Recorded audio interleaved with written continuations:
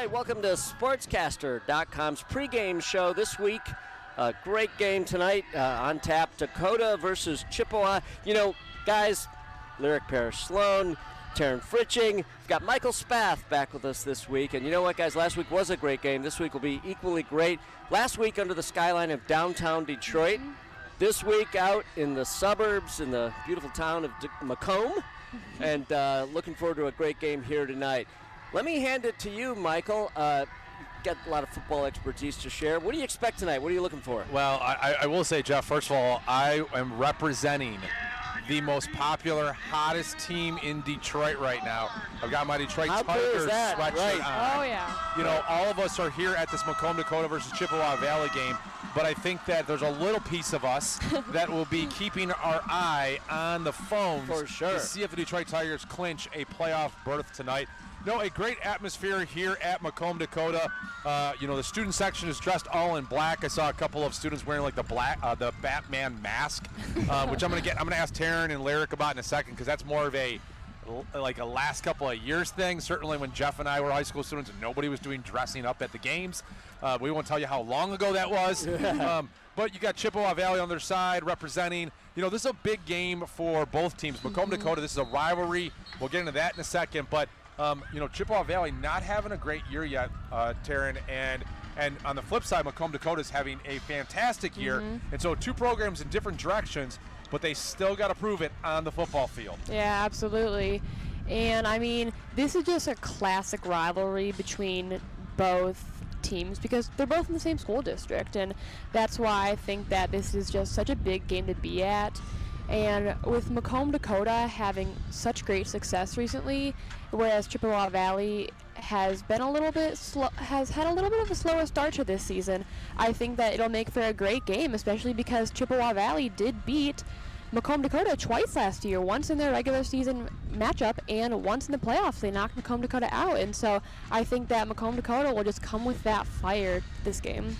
Yeah, last time we saw a revenge game, it was really early on in the season, and De La Salle knocked off Davison to score some revenge. So that always goes a long way. And interesting fact about these two teams, and I'm going to turn over to Lyric here, they play for, what was the trophy again? They play for the Superintendent Trophy, and this is every single game. It's not just about the win that they get in the bragging rights. It's actually a wood block trophy that they have every single year with their two team helmets, and they put their scores up, and it's every single year, and it's very special. It's very interesting. Special, very important. Right, and who knew, right? Yeah, right? I mean, like, who knew? Now we do. Well, this isn't just a game. They're playing for this Superintendent Trophy, which is on the field just under the purple tent over there. Looking forward to seeing who gets their name on this year's trophy. What I love, team, here is we asked the principal, why do they call it the Superintendent Trophy? And he looked at us and said, you got to ask the superintendent. Yeah, got to ask the superintendent. Right. You know, I guess maybe if Macomb, Dakota wins it consistently, they can rename it, you know, they're the Cougar Trophy or something like that. But, you know, if we're looking at the teams here tonight, on paper, Macomb, Dakota is the far better team talent-wise. Lyric, you were looking up a couple of these players are going to Michigan State next year. I know you're excited about that. Yes. Tell us, A, why you're excited about it and who to look out for. Awesome. Well, I am a sophomore at Michigan State, and our team's been pretty good this year. And some players on the Dakota team that we should look out for that are committed to Michigan State are number 10, Damari Malone. He's an outside linebacker and a tight end. He's committed to Michigan State. We have number 72, Justin Bell. He's a defensive tackle. He's committed to Michigan State. And yeah. Well, that's great. There's other players. Taryn, tell us a bit more about those two players, and then anybody else on this Macomb, Dakota team to really look out for. So Justin Bell and Damari Malone, they ended up committing earlier this season. I was able to talk to them on Wednesday, and they were a really great conversation, actually. So they're both 3 stars. Justin Bell is 6'8", 295, something really insane to be scared of.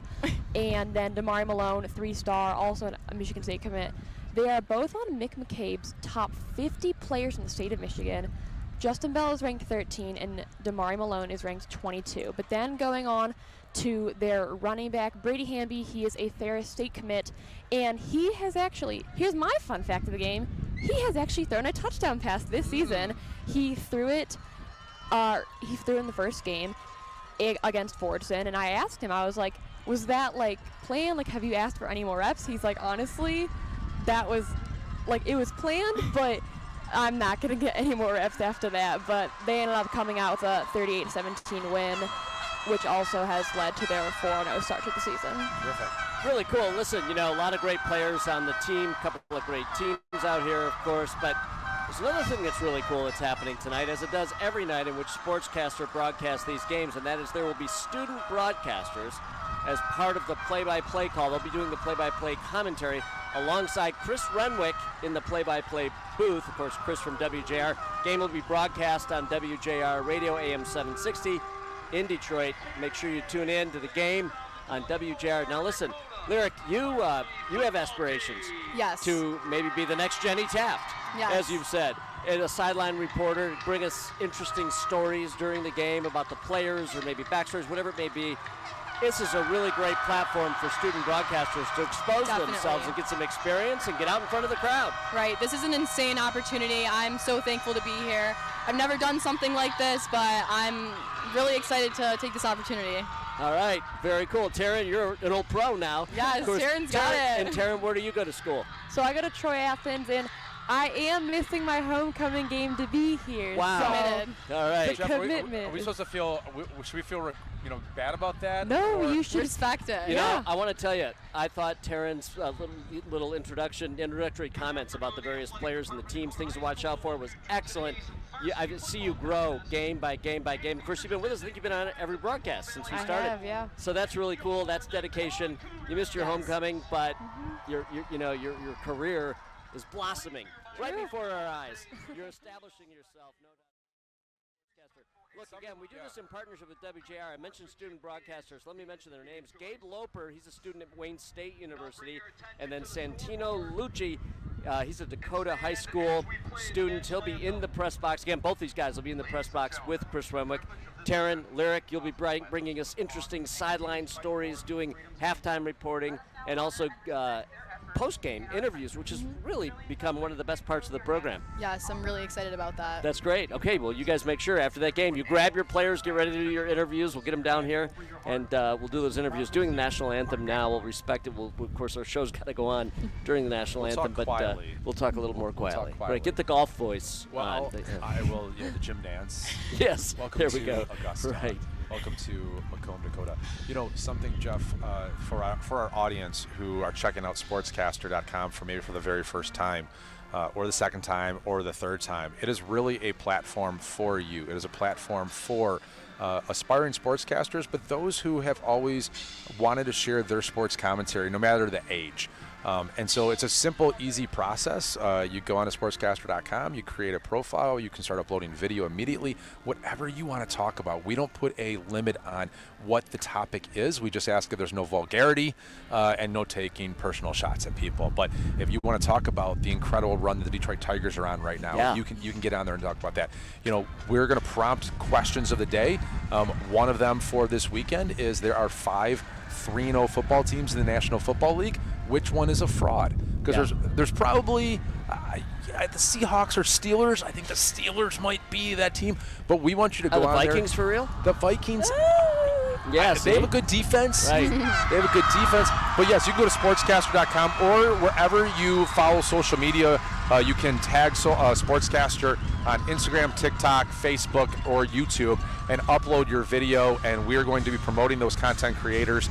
Some very exciting news, hopefully soon. I have been talking behind the scenes with some emerging content creators about joining the platform and producing regular daily content for us. But really, it's not about those 10. It is about you. It is about everybody out there. It's about the Terrans, the Lyrics of the world, the Santonios, the Gabes, all of those people who are listening, those students that are out there, the young people are out there to create their own content. And Taryn, I mean, you're on, I think the reason when we look at social media, like, you're the exact person, because I see you post on Instagram all the time, and you've got an interesting affiliation to several teams who, when I first looked at it, I was like, what, like Indiana, Toronto, like where is all this fandom come from for you? So obviously I was born in the Michigan area, and I have Detroit Lions ties, as we talked about last week, but I was born to be a Detroit sports fan, but I was also born 50% Canadian on my mom's side, and so so much of my family lives in Canada, and they love all the Toronto teams, so I willingly became a Blue Jays and a Maple Leafs fan. I'm not a Raptors fan because I'm staying loyal to my dad, but then I'm also an Indiana fan and a University of Wisconsin Whitewater fan, a D3 school, because that is where my dad went, and obviously Indiana's off to an incredible start, and I'm so excited for this season. Yeah. Well, Jeff, it looks like we got a little bit of an early start here for the game. They did so early. Yeah, so we're going to wrap it up here. Kick it up to Chris Renwick up in the booth for the live play-by-play of the Macomb, Dakota and Chippewa Valley game. How excited are you to work with Chris Renwick tonight? Very. I can't wait. I mean, this is the first time I've ever done this, so I'm excited. We're going to have fun. Well, good. You guys have an absolute blast, and enjoy yourselves tonight, and try to stay out of the wind, at least the best that you can. Lomas Brown, my good man, as always, a pleasure, and we'll do this all over. We'll get everybody recapped of everything that happened this weekend when we talk to you on Monday, right? Same time, same place, right here for Sports Wrap. That's Lomas Brown. I'm Anthony Bellino and Blake Matrazak. So long. Have a great weekend. We'll talk to you Monday. Huh? I know, I like to double dip. That's right. You know, That's so right. Happy to be here. Got a great game today. Santino Lucci, the sophomore from Dakota, plays on the JV team as a wide receiver. It's good to have you up here, too. Thank you. Thank you. This is two really good football teams. It's very much throw the records out.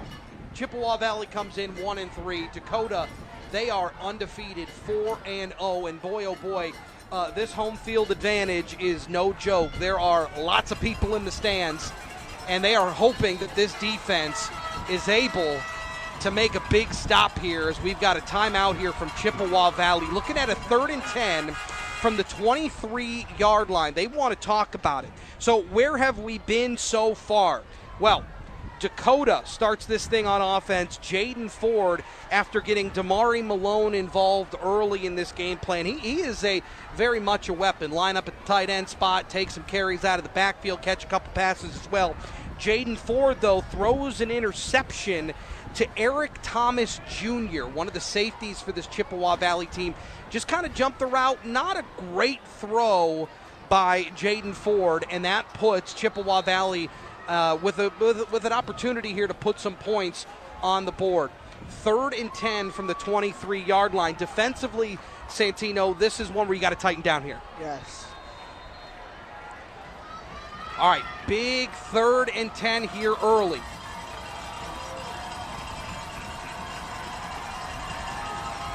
Caleb Folks is the quarterback. He's got Jordan Alston in the backfield with him. Tries the hard snap, and now we got flags on the play. One of their defensive ends got a little jumpy, but he was able to pull back, and then as a result, a little jumpy on the offensive line. Back him up 5 yards on the penalty against Chippewa Valley, and it's going to be 3rd and 15.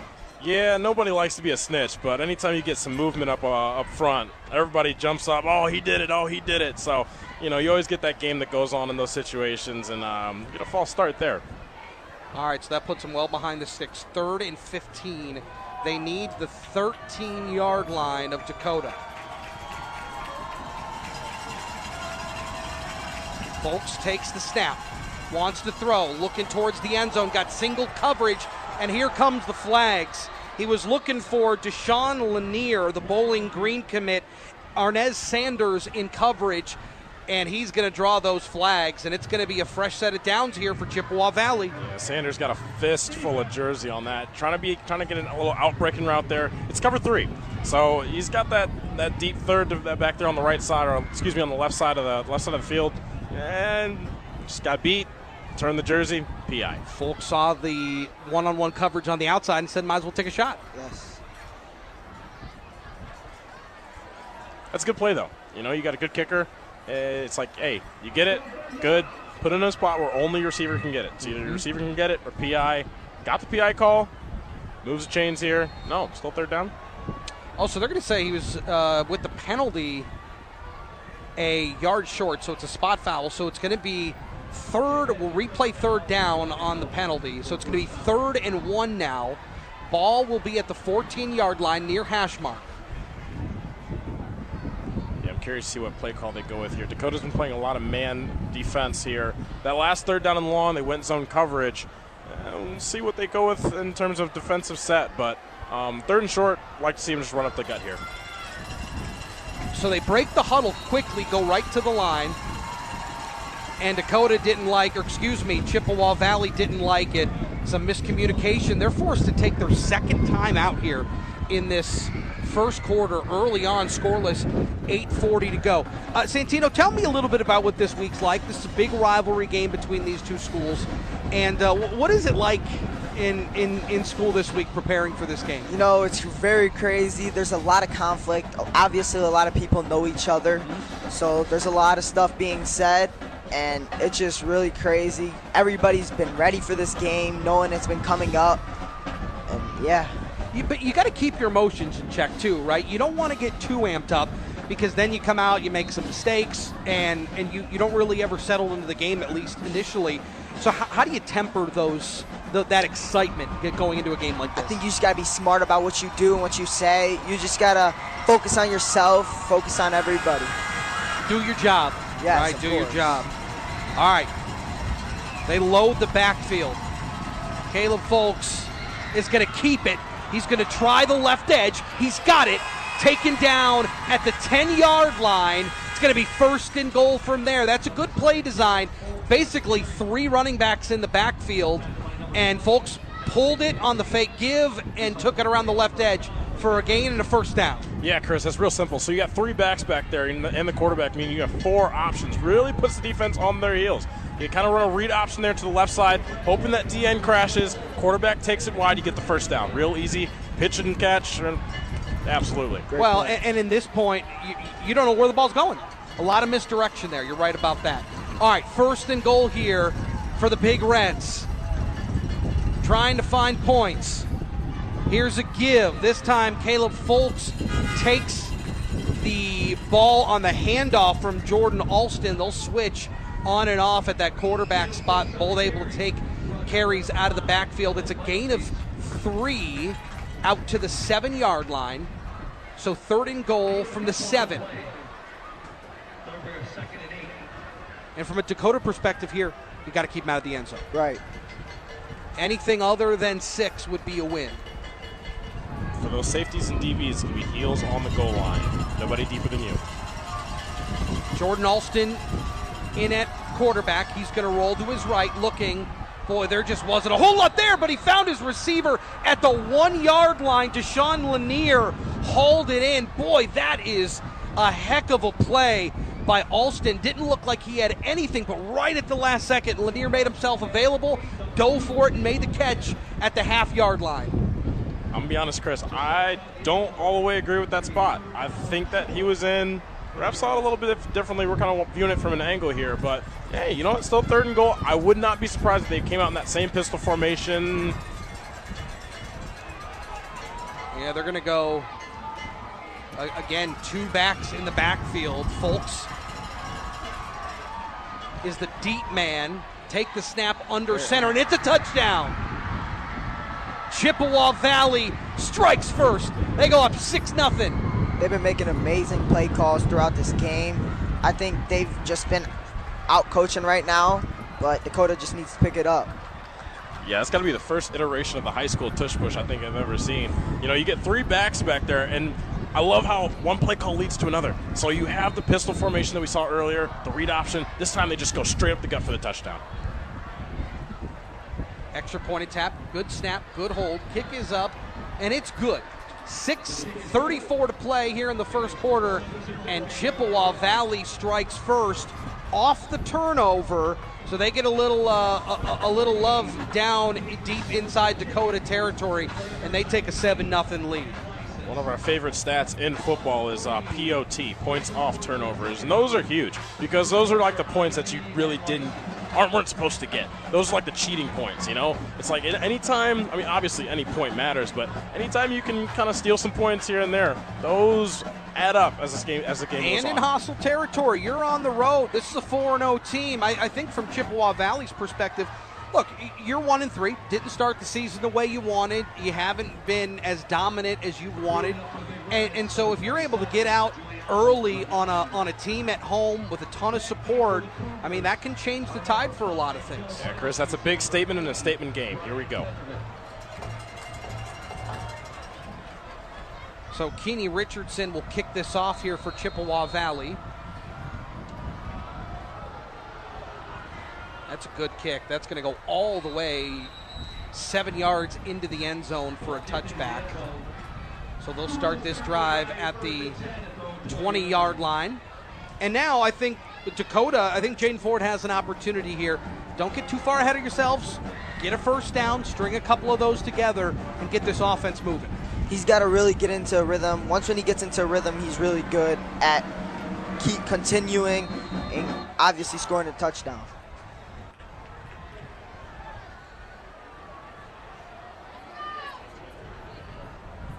So they set up shop at the 20-yard line. One receiver left, one right.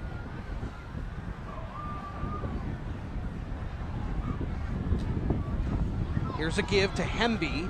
Makes a man miss, up the middle, pushes forward, dancing around, and then dives past the 30. It's a gain of 11 to the 31 and a first down. Good push up front by that Dakota front. That's what you like to see, especially coming out right after, throw the interception on the drive beforehand. Come out, run the ball. That's the offense coordinator making this job on the quarterback a little bit easier. Get back to who you are, dominate up front, run the football. Ford back to the shotgun. Damari Moore goes in motion. They give it to Hemby once again. Why not? This time he stacked up at the 33-yard line. Gain of maybe 1 at the 32, but that was it. That defensive front just absolutely collapsed, and there was nowhere for Hemby to go. So gain of 1 brings up 2nd and 9. As this Dakota offense gets their calls from the sideline. Santino, would you have to know anything about Hemby and the no gloves in the backfield? That's definitely different, man. I do not. He is a very great, talented player. He's actually committed to Ferris State right now. So big things ahead for him. Ford takes, he gives it to Moore on a sweep, crosses the 35 to the 40, still on his feet at the 50, at the 40, into Chippewa Valley territory, trying to make a man miss, and then finally shoved out of bounds inside the 20 at the 17. That is a big-time run from Damari Malone. And we have a flag after the play at the 10-yard line. We got pointing on both sides here. We'll get the call.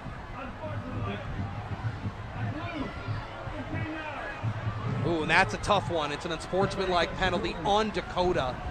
So instead of being at the 17, they'll back him up. Yeah, Chris, that play right there was an O-lineman's dream. Always talking about first level blocks, second level blocks, and then all we get into the third level. That time you saw offensive linemen downfield. I mean, they're almost outrunning the ball carrier there. That's one of those things. You chip your guy, hold him, make sure he doesn't, come off and make a tackle, but get into the linebackers, get into the safeties. That's how those big plays are sprung. Good blocking by the receivers there, too. Of course. So they'll spot it at the 32-yard line, so it's 1st and 10 from there. Ford's got Hemby in the backfield. Takes, give it to Hemby, trying the left side, got a crease at the 20 to the 15, one man to beat, and he's pushed out of bounds inside the 10-yard line. That is some good blocking on the left side of that line. Nick Batiglia sealed it off the left tackle, and another big gain. It's going to be 1st and goal at the 7. Yeah, that play was absolutely huge. You're actually going to get the pull here from Nicholas Battaglia, number 55, and that's just a simple halfback power play. You get that right guard pulling around to the left side, gives you an extra blocker. You don't really need the extra blocks on the right side because you're coming around to the left, opens the door, edge is sealed, get the first down. I love it. So now 1st and goal for Dakota. The Cougars are looking for points. 4:25 to play here in the first. They give it to Hemby. He lowers the shoulder. Inside the 5 he goes to the 2-yard line. Gain of 5 on the play. 2nd and goal from inside the 5. Yeah, and right there we see the contrast between two types of run plays, between the power and the zone run scheme. That time, no pulls, just having the running back use his vision, find a hole, hit it, get what you can, move it down for 2nd and goal. Andrew Chadwick will check into the game. Or excuse me, they go, Hemby is at quarterback. He'll be the Wildcat. Takes the high snap, gets a block, tries the right side, sealed off. Taken down at the 3. It's going to be a loss of 1 on the play. Donnie Deagle made the stop from his outside linebacker spot. That's a good play down low to crash in for the Big Red, so it brings up 3rd and goal from the 3. Hamby stays in at Wildcat. He takes the snap. This time tries the left side. No, doesn't get in. Gain of 1 out to the 2. Ronald Lucci makes the stop. It's 4th and goal from the 2. Yeah, not sure how I feel really about that play call. You got one of the best players on the field in Damari Malone, the Michigan State offensive tackle commit. You're running the opposite side. Maybe you're trying to throw the defense off, but my biggest thing, listen, when you're on the goal line, run behind your best players. Get in there, score some points, 4th down here. So Hamby stays in as the Wildcat quarterback.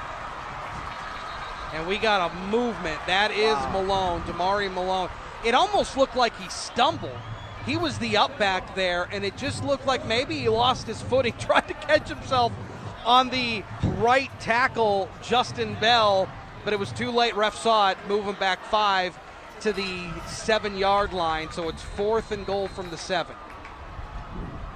Drive killers, drive killers, drive killers. I mean, 7 points or potential 7 points. They're just going to take the points now. Yep, they're going to kick the field goal now. Yep. Austin Aronowski will take this one, but we have a flag. Oh, and now we have a flag in the end zone. It's going to be too many men on Chippewa Valley. So that'll move them back to the 2-yard line. And now, what does Dakota do? It looked like they were gonna go for it again inside the 5. They send the offense back out, they do. And I'll tell you what, this coaching staff has called about 3 plays from the last 0 plays. So we'll see what they come up with here. Going right back to where you were. Another chance here on 4th down. No mistakes. Got it perfect. Brady Hamby will stay in at quarterback. He's got Elijah Goins on the outside, single coverage. Now he sends him in motion, sends him back. Hamby takes, he's rolling, looking like he's gonna throw into the end zone. Is it intercepted? Incomplete. Into the hands of a Chippewa Valley corner, Deshaun Lanier, but it falls to the turf. It's incomplete. They'll take over inside their own 5-yard line, and we've got a member of the Dakota offensive line coming up a little gimpy. That's the center, Jaden Hutter. Yeah, so they go to that wild card set and then try to run a simple levels concept to the right side where you have a receiver running to the flat and then a receiver running toward the back of the end zone. Only 2 levels there. And I will say, Chippewa Valley did a great job getting out to the flat, covering the back of the end zone, really left no room, and making sure that Hemby was covered as well. No real room to throw or run there. Well, and look, you're a receiver, so you know what the quarterback's thinking in that spot. Yes. What was Hemby thinking there? I don't know. Obviously it was covered, but he had nowhere to work. So I think he just tried to fit it in there, but obviously it was broken up by number 2, Deshaun Lanier. He's a very great, versatile player, plays on both sides of the ball, and just amazing overall. What did you make of the fact that Jaden Ford wasn't in the package there at the goal line? So Brady's obviously the power back when they go into quarterback, and he can also throw the ball. Here comes we go. A shot here for Chippewa Valley, incomplete. That's good coverage on the outside. Looking for Deshaun Lanier. Broken up by Arnaz Sanders. amazing coverage. He's very good at staying on the hip and reading the ball where it needs to go.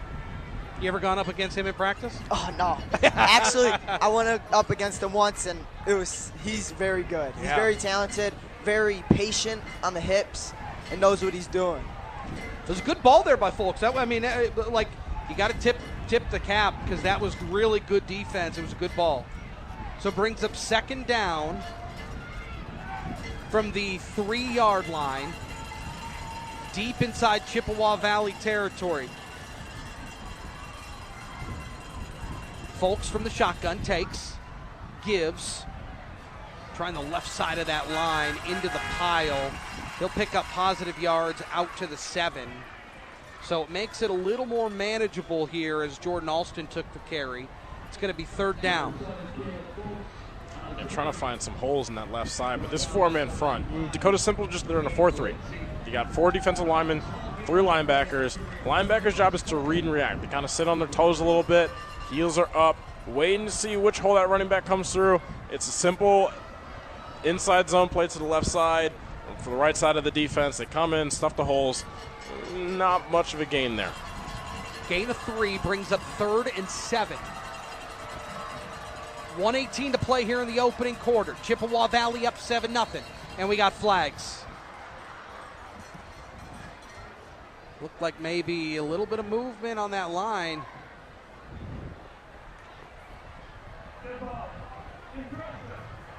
Oh, they'll get the defense on the encroachment call.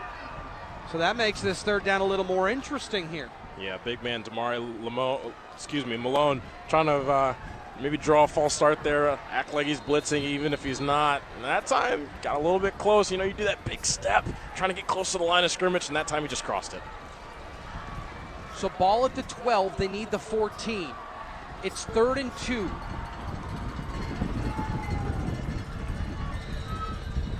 Here's the snap and a whistle. Another flag.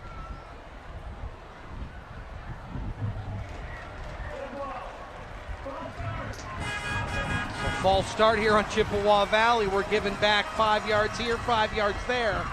So redo it, make it 3rd and 7 again. Changes the play call, I imagine.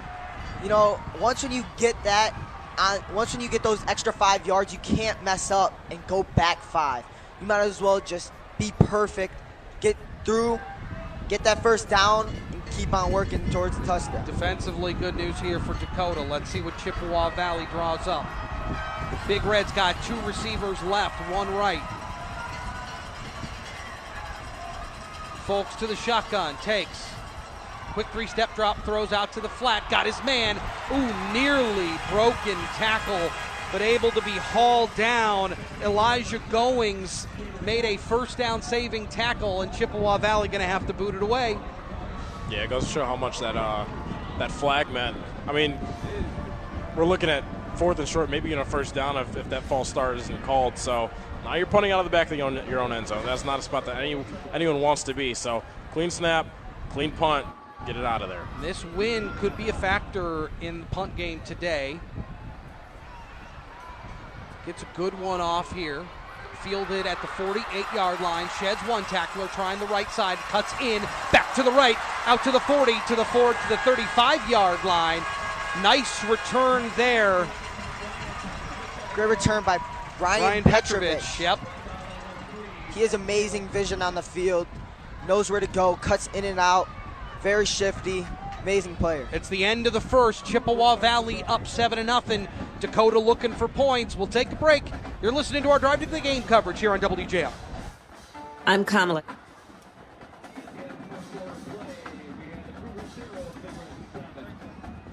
It is a pleasure to be with you. And I'm joined by a couple of new friends. Noah Boyce from Dexter. Also Cody Stedman with me from Saline, a senior there. Being at the game, being able to report about the plays, it's a real big moment. This is the first thing I will ever broadcast live. The give onto the inside, into the corner of the end zone. Touchdown, Ronnie Johnson. He hit the sideline. He was able to stay on his feet while being tackled. Nice play. The give, rush, cuts it upfield, into the end zone. Touchdown, Saline. That's the magic I was just talking about. gives it to Rush, up the middle, makes a cut, into the end zone, touchdown. And they're up 13-7. I think we just saw a little bit of payback there. We all know that you come from a legendary line of just football fanatics. Do you use that knowledge to your advantage, or do you do your own things to try to become the best player you can be? It was amazing, seriously. Like, it was incredible calling that game. I hit my groove, and I mean, Dexter lost tonight, but I had an amazing time up in the booth calling this game.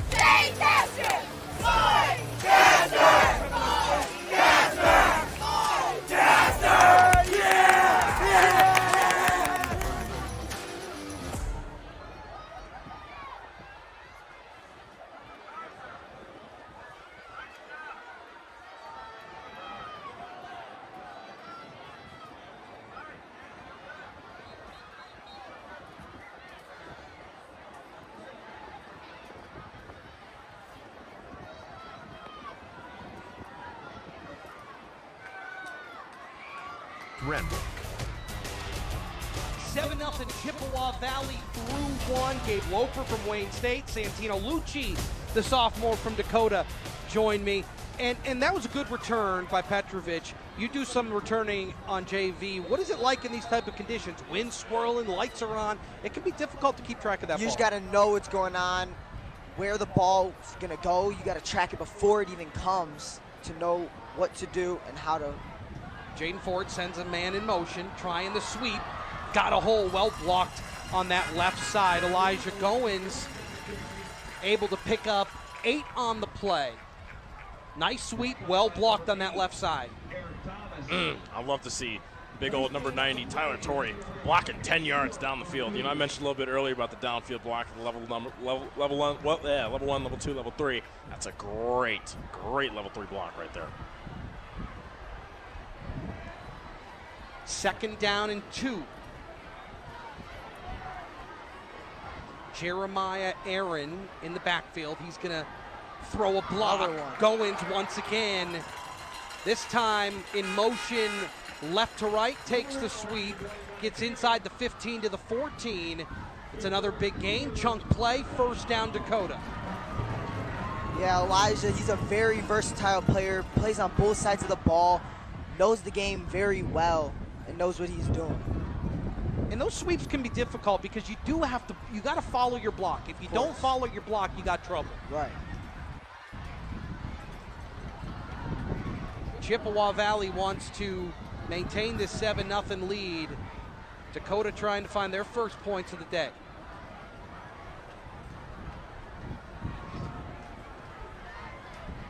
Ford takes, fakes. Ooh, ball on the ground. And then Jeremiah Aaron able to pick it back up off the turf and then rush for a gain of 1. That is a heads-up play. No, Chris, he meant to do that. Yeah. Surely. He also plays basketball. He just forgot where he was at. Yeah, different part of the athletic complex here at this massive school, but it's all right. So able to avoid disaster there. Picks up yards. 2nd and 9 here. Ford to the shotgun. Ball far hash mark, moving left to right. 2 receivers out right, the wide side. Here's a give to Hemby. Pushes it forward to the 10. Gain of 3 on the play. Makes this a little more manageable. Looking at a 3rd and 5 here. I do like that call because I mean Hemby's he's a guy that you can't miss on the field, but he's sitting there on the left side of that H-back position. And he comes around. He's kind of hidden behind those offensive linemen, so he comes around using that very similar outside zone kind of jet sweep concept that we saw earlier. It works well there. 3 yards. Ford to the shotgun. He's got Hamby to his right. Calls for it. Got movement. Boy, that hard count can be very effective, and Ford used it there.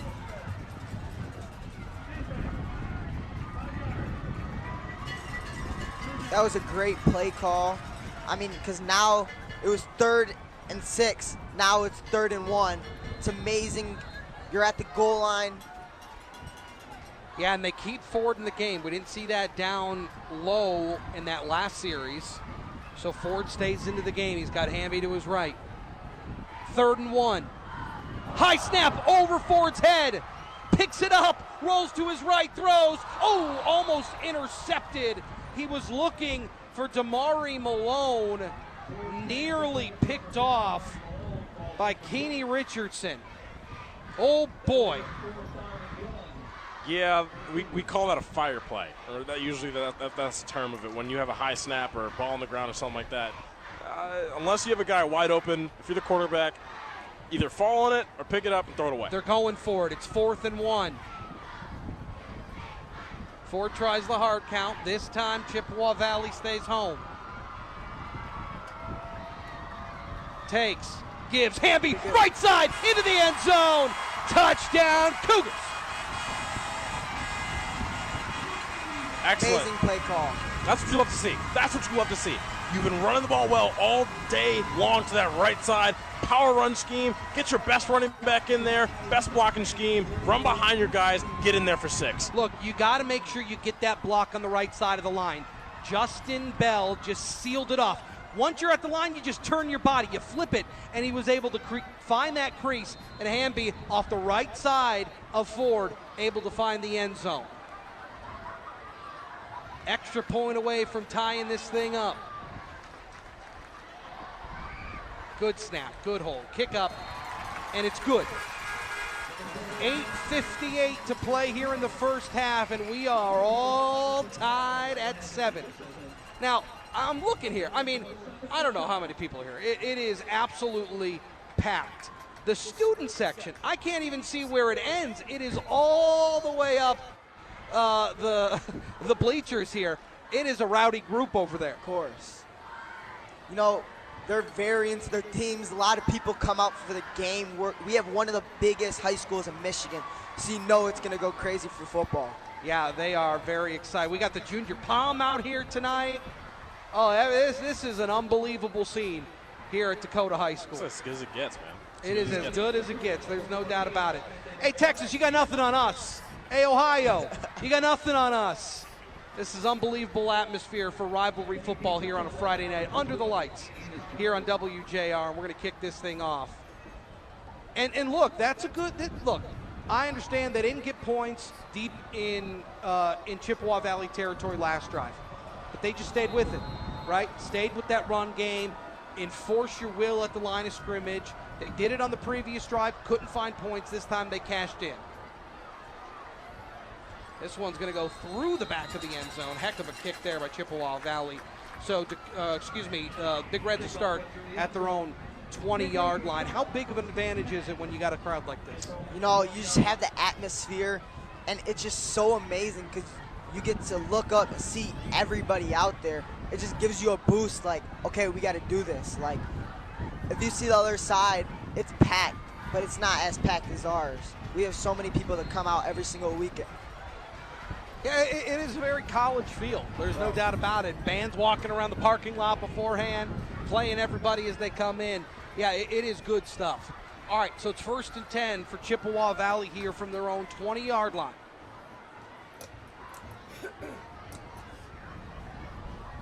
Folks takes the shotgun snap. Quick throw, nobody home. He was looking for Jaden Brown, the junior receiver, but just out of his reach, so it falls to the turf, 2nd and 10. Yeah, they have the nickel cornerback, number 24, Jacob Bajis over there. Got a little bit of pressure there. Honestly, probably should have been batted down. You gotta want to see him. Hey, you got pressure, get those hands up if you're not gonna get there. Doesn't get it there, still incomplete. You live, you learn, you watch it on film. Hey, next time, get those hands up. Great play design, though. Had the nickel corner kind of sitting behind, hidden behind the D-line. Moving on, next play, 2nd down. 8:49 to play here in the first half. All tied up at 7.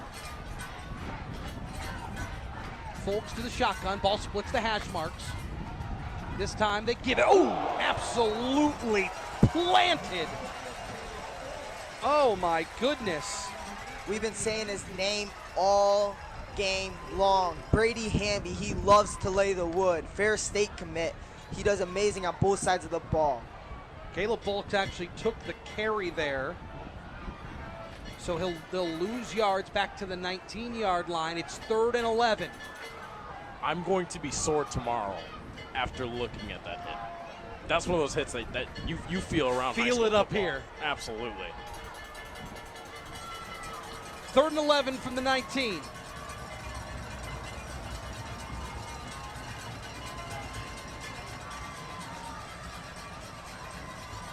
Here's the snap. Alston trying to find a screen, nobody home.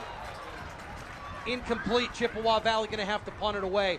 And that is a momentum changer, it feels like, here for Dakota. Yes, very. You get the big hit on 2nd down. You force a long 3rd down.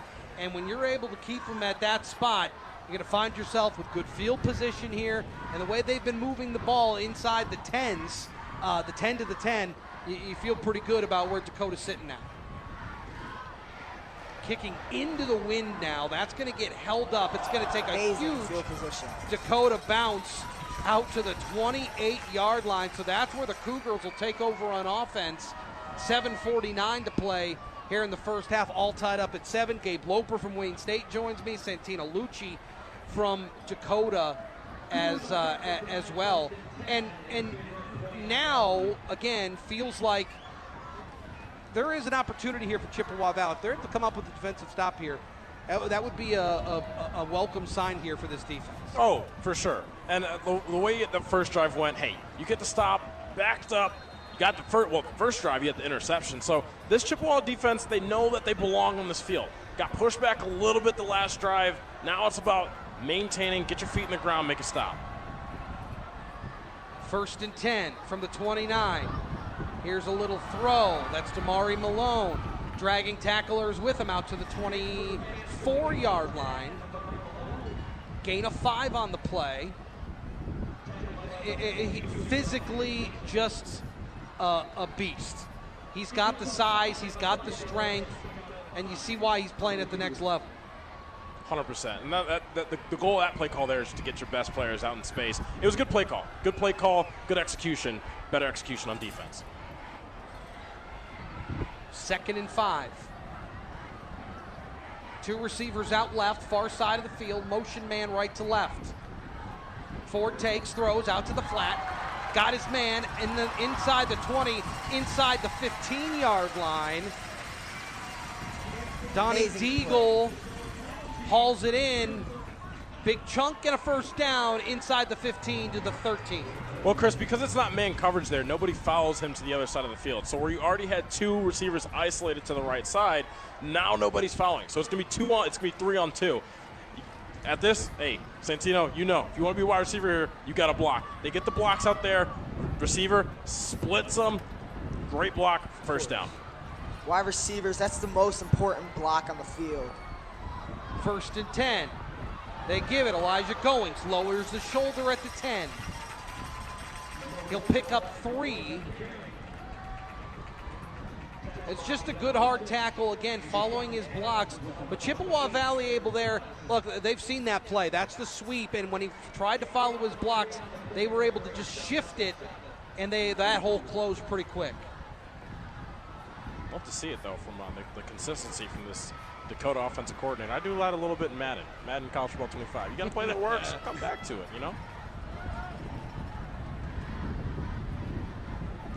Ford sends Malone in motion, left to right, tight to the line, and we got a flag. That looks like that's going to move Dakota back 5 yards.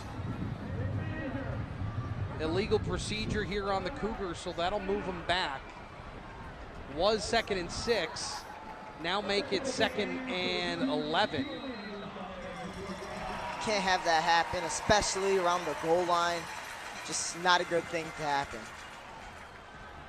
And what is that? Is that just the juices are flowing? You're expecting that snap count? Yeah, and you're just expecting it to happen.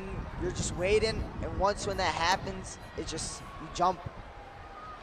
Ford takes, gives Hamby up the middle, pushes forward, keeps the legs churning inside the 10, down to the 9-yard line.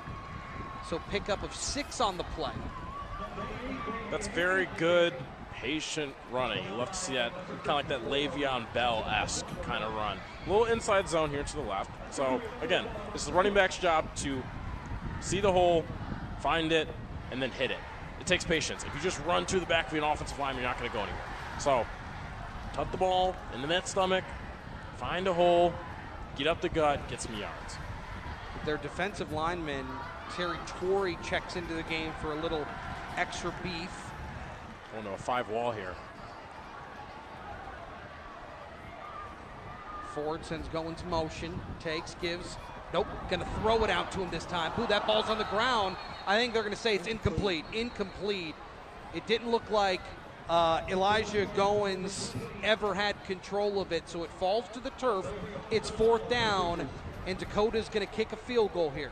You know, I'm hoping to see that Chippewa would check into a little bit better, a better solution with these motions, because they're getting beat. They got away with it there, but if you have to have somebody either following these guys. I know Chippewa Valley loves to play a lot of zone coverage on defense, but got to have an adjustment, because right now Dakota is getting numbers and probably should have taken advantage of it there with points. But hey, take the 3, get in another drive with points. Austin Aronowski on to try this field goal attempt.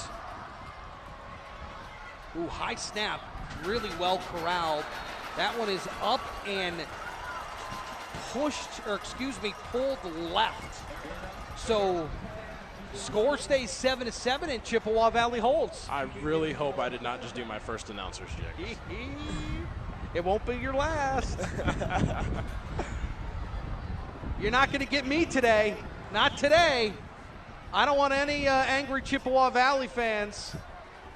Chris Renwick jinxed, Dakota fans. Chris jinxed us. Not today. Yeah, I'm still a college student. I'm still learning. You'll learn. All right, so Chippewa Valley takes over at their own 20-yard line. That's a big win for Big Red there. Here's a give, right side. Boy, there is just no room whatsoever. Jordan Alston handed it off to Caleb Folks, but it was Dylan Beetleshees making the tackle for a loss of 6. So it brings up 2nd and 16 now from inside the 15 at the 14. Yeah, Chippewa Valley is trying to go with a little power run earlier that we saw down on the other side of the field. This time doesn't exactly work out, and the reason it doesn't work out is because anytime as a defensive lineman, when you're dealing with pulling offensive linemen, anytime that offensive lineman dips out from his spot, you have to follow him, trail him. That's what he did there, and you got the tackle for a loss. So 2nd and 16 here. Alston in the shotgun, calls for it, gets it.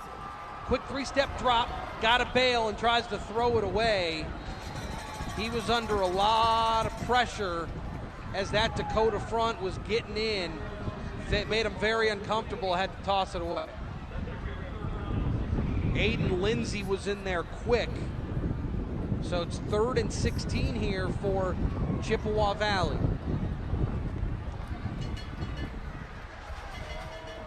Getting their calls from the sideline. Under 3:30 to play here in the first half. All knotted up at 7. Chris Renwick, Gabe Loper, Santino, Lucci with me this evening. We got a good one. This wind just continues to blow. And moving right to left here, like Chippewa Valley is, makes it very difficult to throw the football. We got a flag on the play. So Dakota will take their first time out. Oh, no, they didn't give him the timeout. They are going to enforce the penalty, so it's going to be 5 yards. So now make it 3rd and 21. Ball will be placed at the 9-yard line. Boys, did you do your laundry today? If not, there's going to be plenty on the field. Plenty of laundry today. All right, 3rd and forever. Here's a give. Up the middle, planted at the 12-yard line. Big stop from Dakota, setting the tone defensively. And Chippewa Valley going to have to punt it away into the wind. It's a great hit by Jacob Bages. Very quick, knows where the ball is going, knows what's going on in the field. very great player.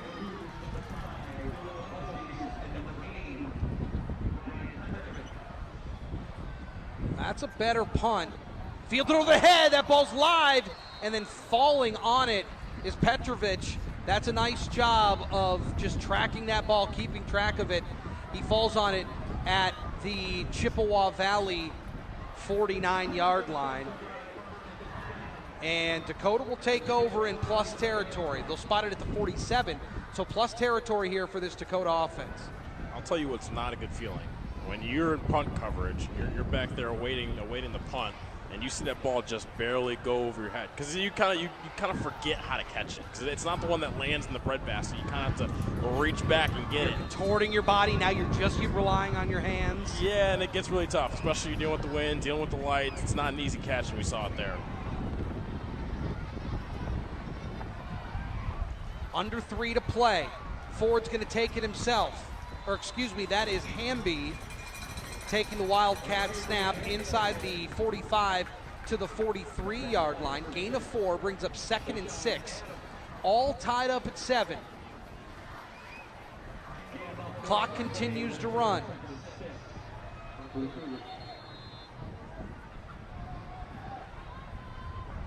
Dakota's got plenty of timeouts here. Chippewa Valley takes their last timeout of the half. And so now it becomes, from Chippewa Valley's perspective, again, got to keep them out of the end zone here. You really don't want to allow a touchdown here right before the half. Yeah, and the biggest thing here is playing smart football. So obviously that means no penalties, but also in terms of technique. You know, like I said, I always say, as a DB, you got to make sure that, especially when you're in zone coverage, that nobody's behind you, okay? If you got a pass coming your way, making sure you're not tangling with the receivers, you know, this is not a dance class, you know? Keep your hands off of them, eyes on the ball, defensive line, get a push, but like I said, especially on those screen passes and such, don't be over-aggressive. You still got to play smart football. That's what this Chip defense has to do. I'm sure the coaches are reiterating that to the players. We've seen offsides, we've seen false starts, we've seen illegal procedures, and now from Dakota, look, none of that. No. At this point, you're in plus territory, and you just want to make sure that you're going away with points at the half.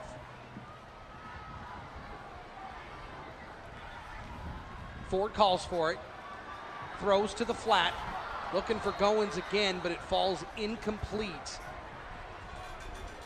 So clock will stop, 2:25 to play here in the second quarter. All tied up at 7, looking at a 3rd and 6 here. And now some decisions here from Dakota. They certainly don't want to give this ball back here at the half. Stick with what you know. Run the ball, get what yards you can. Get the first down, drive alive. If not, let the clock run out a little bit, punt the ball. 3rd and 6. Ford takes, fakes to Hamby, wants to push it down the field, taking a shot near the end zone, incomplete. Looking for Elijah Goins, but just missed him. He had a step, but they just couldn't connect, and now Dakota going to have to punt it away. Clock stops, 2:17 to play here in the half. And I'll tell you what, that was a beautiful play call. I definitely encouraged to run the ball there, but they did one better. Went play action. That's what you like to see. Hey, maybe Chippewa was thinking very, very similar to how I was thinking. Hey, maybe they're going to run the ball, pull those linebackers and safeties in just a little bit. Wide receiver got behind him, almost came up with a touchdown there. All right, so Dakota punting it away. Lanier back deep for Big Red. Gets a foot on it. And this is going to go out of bounds. What a punt. Old school coffin kick. Goes out of bounds at the 2-yard line, and that's where Chippewa Valley takes over. It's an amazing punt to get Chippewa on the 2-yard line, not in good field position at all. Yeah, you know, Chris, you and I talk a lot about game changers, you know, superstar players and players that, you know, can alter the game. How about that punt? Because, I mean, the thing is, that rolls to the back of the end zone. Being at the 2 is a lot different than being at the 20. No doubt about it. And the realities are, you know, you hear coaches say it a lot. Like, you hear guys like Dan Campbell say it a lot. this is a three-faceted team game, right? You're talking offense, defense, and special teams. They all need to play a role, and certainly Dakota came up aces there. So 1st and 10 for Chippewa Valley at their 2. Jordan Alston under center. Takes, quick give. Ooh, just slipping up is Caleb Folks. So he'll get back to the 2-yard line, so bring up 2nd and 10. And now Chippewa Valley, I think, is content on letting this thing run down as much as they can. Yeah, for sure. I mean, you're in a position where points are improbable. So the biggest thing is to make sure that there aren't points on the other end. That's preventing a safety, preventing yourself really from going 3 and out here, even though that looks likely, giving your punter enough room. So once again, Jordan Alston goes under center. Takes the snap, gives, right side, Foles pushing forward, churning those legs at the 5, the 6, the 7, taken down at the 8-yard line, and Dakota will call a timeout. That'll stop the clock. 1:22 to play here in the second quarter, all tied up at 7. Dakota wants the ball back. Yeah, and I don't blame him. I mean, you've been set up in great position here defensively. It's 3rd down, still a lot of time left. 1:22 left. Your offense has been playing well, like you said, in between the 10s at least. And you know what? Hey, offense gets a chance, potentially. Still got 3rd down, 5 yards to go here. If you're Chippewa Valley, you want to get these 5 yards and really get out of here. All right, offensively, Santino, what are they talking about on the sideline? I think they're just trying to get the stop, get back on offense, and then drive down, get a couple points before the half ends, come out of halftime, execute on the ball, do what they got to do. And we've seen they've been willing to take shots down the field. We've seen a couple of deep pass attempts here by this Dakota offense. Let's see if they're able to make this stop here on 3rd and 5.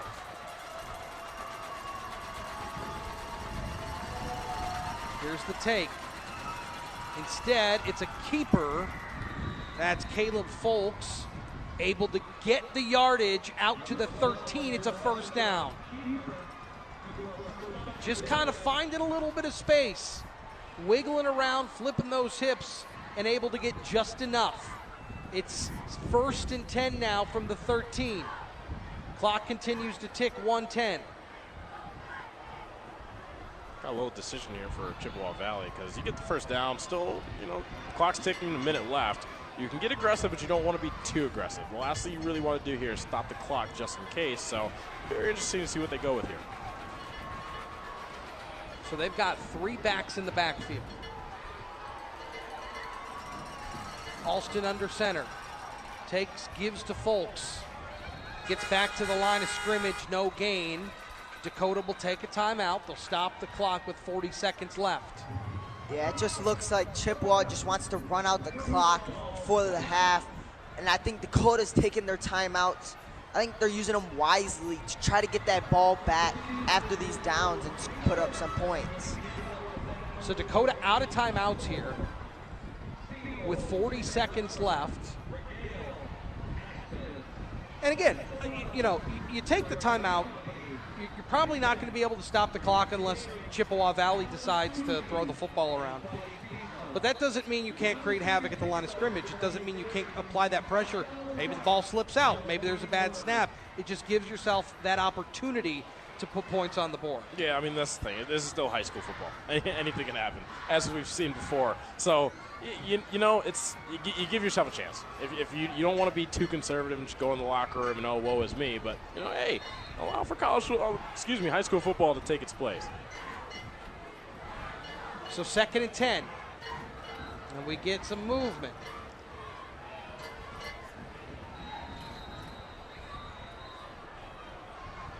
All right, so take a knee. Dakota will call their last time out. So they did have 1 left in their pocket. So now they will stop the clock. 35 seconds left. It's 3rd down. Lose a yard on the kneel down, so it'll be 3rd and 11. And again, just trying to give himself an opportunity.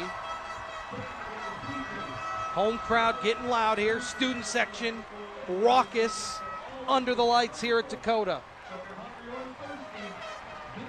We got horns. I've seen fireworks. I've seen smoke. We got signs. It's a backyard brawl, man. I guess it is as advertised. Love it. Chippewa Valley showing out tonight. Their stands packed opposite us. And they'll take the kneel down. And that's it. So after 2 quarters of play, Dakota and Chippewa Valley, we're throwing out the records. Chippewa Valley 1-3, Dakota is undefeated. And after 2, we are tied at 7 at a packed house here at Dakota High School. We'll take a break, step aside. You're listening to our Drive to the Game coverage here on WJR. Hey everyone, welcome to the WJR SportsCaster halftime show. Just about 7 minutes until we get started again with the second half. Surprising first half of football. Macomb, Dakota, ranked one of the top 5 teams in the state of Michigan, is tied 7-7 with Chippewa Valley. Joining me here to talk about the entire experience, Jeff Vitale of Macomb, Dakota. Jeff, thanks very much for joining us. Oh, thanks for having me. I appreciate being on the show.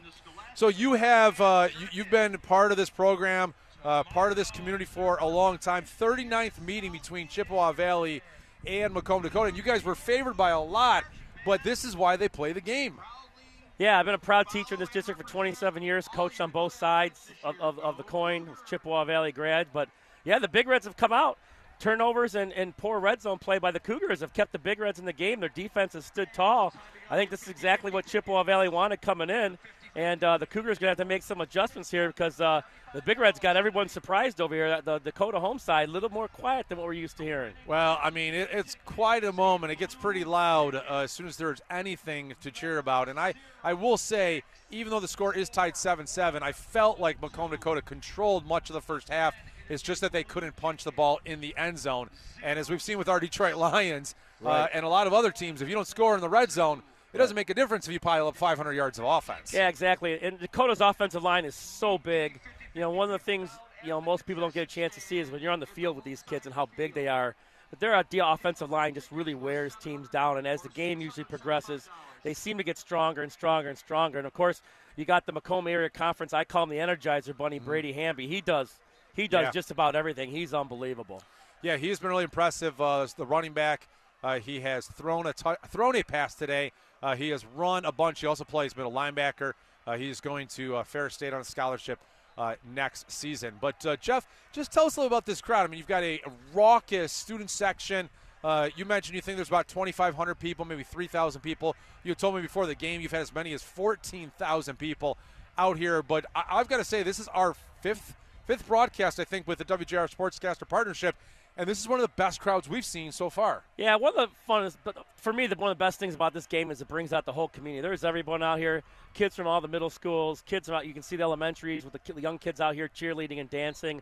It's just a fun time. It's a special atmosphere, and it's really close to that Michigan State atmosphere where the records don't matter. You got to come out and play the game. These kids have played against each other since 7th grade. They know a lot of each other. They're familiar, and both coaching staffs outstanding. It's just a fun process just to be around in the atmosphere. Year one, when they played back in 1999, we played twice, actually, end of the season, Game 9, and then the playoffs. And that was the most insane thing I've ever been involved, seeing that many people around a high school football field. That was crazy. Well, I've got a 2-year-old daughter, and I love all the cheerleaders out here who are, you've got the full cheerleaders, the high school cheerleaders, but you've got all these young kids. You said it earlier, this is how you build a program, not only with the football players who are playing in 5th and 6th and 7th grade, but also with the community. Yeah, and you'll see the younger girls out here, they have cheerleading. I mean, both athletics programs do a good job of just involving everybody, and I think that's what really kind of makes this rivalry special, when you can be out here in this environment with these fans and just the overall atmosphere of a high school football game just makes it that much more special. Well, Jeff, we really appreciate your time. Thank you very much for joining us. It should be an exciting second half of football. Chris Renwick will be on the call with our students Gabe Loper of Wayne State and Santino Lucci of Dakota High School. We're going to hit a break. We'll come back with second half football here at Macomb, Dakota. Cooper, sometimes for, people like us, up-and-coming broadcasters, we have our podcast coming up, Cooper and Carter, SportsCaster Original. There might not be places for us to post, but now we just have this opportunity. It makes me smile. Now we have SportsCaster, and oh, what a lovely place it is. Okay, now you're getting me excited. I am, because now we can post our podcast. Sure. We can post little clips. Of course. We can voice over, professional plays going on in the sports world. We can connect with people like Detroit Lions play-by-play Dan Miller. I mean, the opportunities are just endless, and I absolutely love it. I absolutely love it as well. Giving us an opportunity and experience that we only could have dreamed of. And now SportsCaster is giving it to us on a silver platter. That's what it does, and that's what it's here for. SportsCaster. We put the mic in your hands. My name's Cody Stedman. I'm from Saline High School. I'm going to be broadcasting for the Saline team for WJR.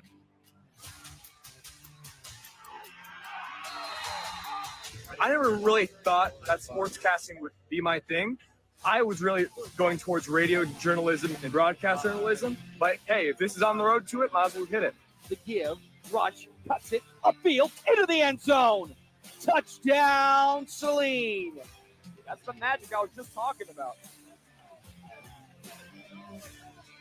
The coolest thing about being with sportscasters.com is that you get to know what the fans are talking about. You get to research what the team is thinking about even before the game starts. And being at the game, being able to report about the plays and knowing what the team is feeling like before you go into the game, it's a real big moment too. High school football game coverage in Southeast Michigan you need. The Drive to the Game. Sponsored by your Southeast Michigan Ford dealers. Also sponsored by McLaren Healthcare. Once again, Chris Renwick. Boy, we've got a really good 24 minutes left of football here. And look, these two teams, rivals, they're not far apart. They see each other a lot. In fact, over the last decade, I mean, these two teams have played 16 times. The margin of score differential, about 2 points. A very slight edge in the win column over that time to Chippewa Valley. But when these two teams meet on the field, under the lights, Friday night, you throw out the records. They don't matter.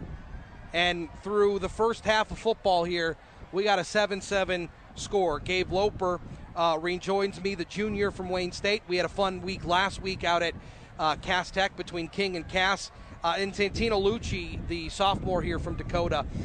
And look, these two teams are evenly matched, right? They bring the same mentality to this game. Hard, smash mouth football. In the locker room, you are here at this school. You're on the JV team. What's it like in that locker room at halftime? It's crazy. The coaches are pumping. Everybody's pumping. You just want to go and smash them right into the mouth. Show them what's up, who they are, and what football we play here. All right, Chippewa Valley starts this thing off on offense as they receive the opening kickoff. It's going to be fielded 2 yards into the end zone for the touchback, and they will start this drive at the 20-yard line. Conversely, in the Chippewa Valley locker room, look, I say throw out the records, but you are still 1-3. You're coming in as the underdog, and you got to feel really good where they're at halftime. Oh, I mean, absolutely. And anytime you have a 4-0 team, anytime you have no matter what the record is, these are statement games. Rivalries are statement games.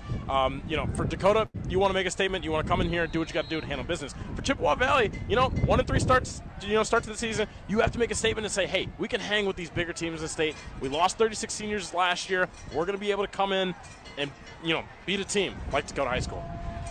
So Alston checks into the game at quarterback. He's got Folks to his left. Flag on the very first offensive play here in the second half. A little too jumpy. Chippewa Valley going to get dinged 5 yards. And they'll move them back. And those are just the mistakes that you can't make on the road. Hostile environment. You got to stay within your fundamentals, right? You got to watch the football, know the count, and then once you get set, you got to stay there. So it'll move them back 5 yards. It's 1st and 15 now from the 15.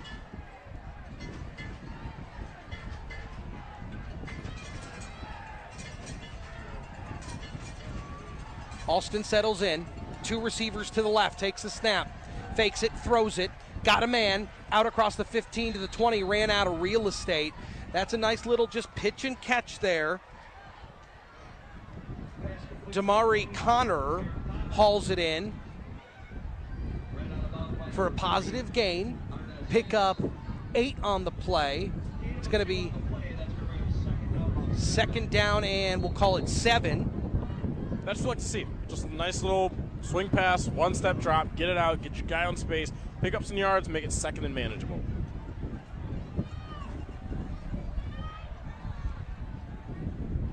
So they'll rotate between quarterbacks here. Alston and Folks. This time Alston settles in to the shotgun, takes it. Quick 3-step drop. Didn't like what he saw. Now he's going to have to bail to the right and just dumps it. Smart play. Nothing down the field. Good coverage by that secondary, just keeping everything in front of them for Dakota. And Alston had to spike it. It's 3rd and 7. That's great, smart defense by this Dakota secondary. You're in zone coverage, which means you have to stay home. You know, you can't follow guys across the field. Trust that your guy's going to pick them up and do your job. Do your job. So that time they had 2 breaking routes out to the right side. You have 3 defenders there, like I said, sitting in their zones. That play was really over before it started. But Santino, when you're in that zone coverage, and again, you come at it from the offensive perspective, but there's got to be a lot of communication, right, when you're in that zone defense. Of course, it's really throughout practice, you got to communicate with everybody, and you just got to trust everybody around on the defense that they will pick up for you. Alston to the shotgun, ball near hash mark, 2 receivers right. This time they give to Folks with a hole. Running forward to the 30, to the 32-yard line. That's enough for a first down after a gain of 9. And that's a very, very, very nice play call. You got 3rd and long, so defense is expecting pass. So what does the offensive line do? They pass block. You pass block, but then you run the draw. Linebackers, everybody kind of takes that step back a little bit. Still a run play, though. Nice little draw concept there. Perfectly executed, first down, Chippewa Valley. Just under a minute into the 3rd quarter. Chippewa Valley with a fresh set at the 32. Alston takes, gives, not a ton of room, back to the line of scrimmage goes Folks, and that brings up 2nd down. Nice job by that front 7 on that right side. There was just nowhere to go. Amazing tackle by Dylan Beetlesheets to keep his head on the inside and on the corner, and on the receiver, and come up with that big play.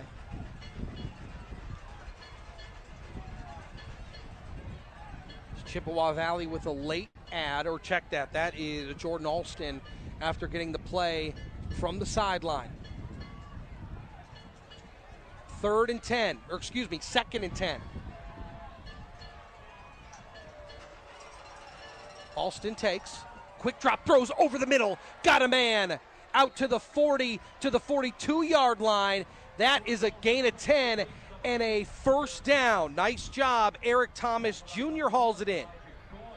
What a read. What a read. So they've been sitting, like I said, they've been sitting in that zone coverage. It looks like it's about cover 3. Cover 3, meaning you only have those 2 hook to curl defenders, which means you can kind of fit it in between them.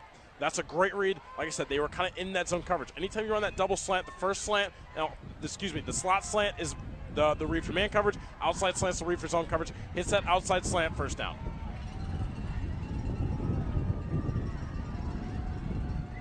Into the wind here for Chippewa Valley. They're moving right to left, west to east. This time they give, trying to find some room on that right side. Donnie Deagle on the carry, picks up 2 out to the 45-yard stripe, brings up 2nd down.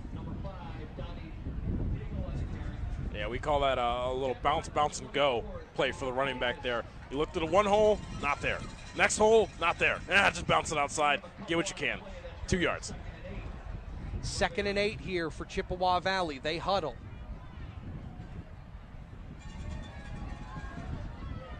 Ball far hash mark. 2 receivers to the wide side of the field. Alston in the shotgun, calls for it, gets it, fakes it, throws it. got a man at the 40, cuts it upfield at the 45-yard line, taken down shy of the 50-yard line out to the 48. Caleb Folks hauls it in. Brings up a much more manageable third down. 3rd and 5 here, third and, call it 5 at the 48. It's a very good methodical drive here by Chippewa Valley. You're not in a rush, still tie game, eking toward midfield, just getting little chunks here and there. It's third and manageable. Playbook is fully open. See what they go with here. Big third down. Dakota crowd coming alive. Alston in the shotgun. They send 2 receivers tight to the right. They give it to Folks on the high snap. He does fall forward to the 50, gain of 2. It's not enough. He'll be 3 yards short. They needed the Dakota 47. And the punt unit will come on the field. Big stop coming out of halftime. Now you got to get the ball, drive down the field, and score. Dylan Beetlesheath back deep, standing at his own 20-yard line.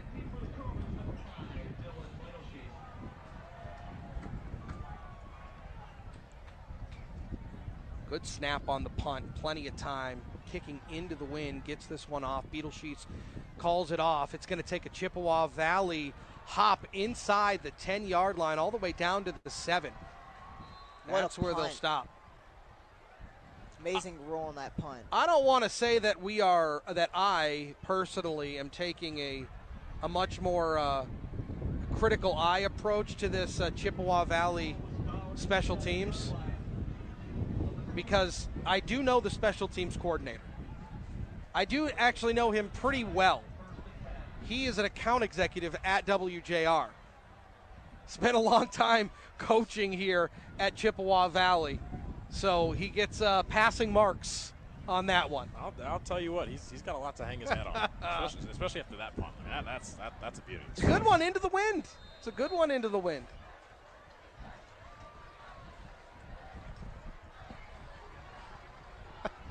I don't know that I should name him. Should I? I don't. We'll have to see how the rest of this game plays out until we see if we can give kudos to the Chippewa Valley special teams coordinator. That's a good run out to the 15-yard line. Gain of 7. Check that, gain of 8. Hamby on the carry there for Dakota. Puts him second and short.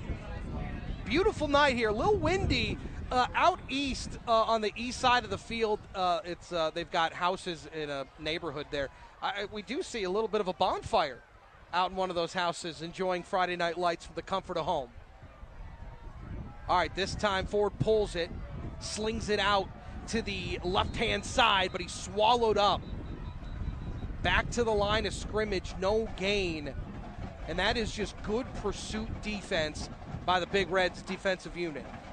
Yeah, and that kind of backs up a little bit of a similar concept they were running earlier with that screen concept, where this time they don't get the motion, so therefore it's still 2-on-2. And in that case, this is good.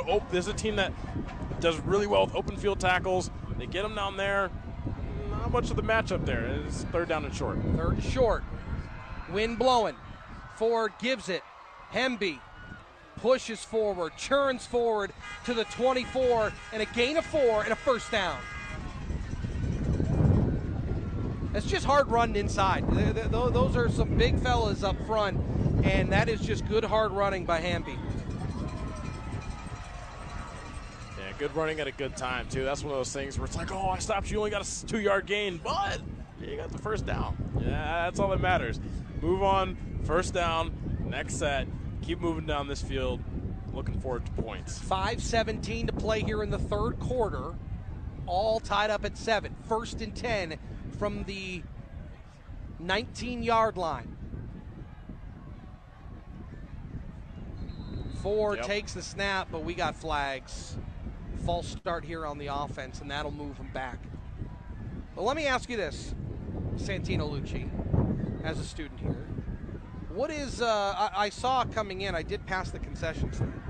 What do we got offered at the concession stand? What's the fare like? There's a lot to offer. This year, the new additions, Chick-fil-A. Everybody loves Chick-fil-A. What? It's amazing. What? It's amazing. Chick-fil-A? You got hot dogs, popcorn, pretzels. Oh, my goodness. Everything you can think of. We got nachos? Nachos, all right. Everything. Very good. Ford takes the snap. Rolling, throwing, got a man, incomplete. That's good coverage on that back end. He was looking for Dylan Beetleshees. It falls incomplete. Gabe Carrier on the coverage. Good tight coverage. Had him just through the hands. It falls incomplete. Second down and long. Yeah, may have had a little bit of extra butter from the popcorn on those gloves. It went right through the hands. Well, I hope he wasn't at the concession stand at halftime. Yeah, players get hungry sometimes, man, You got to at least take the gloves off. You got to at least take the gloves off.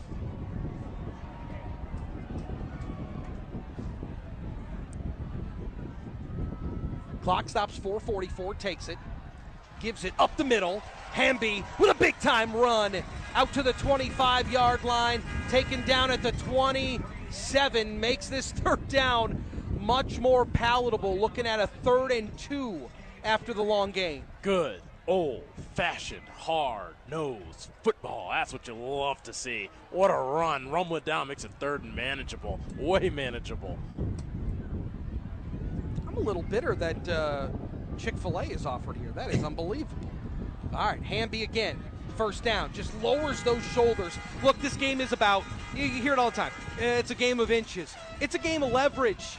If you get lower than your opponent, generally good things happen, and Hamby got low. Yes. He loves that contact, loves to push it through.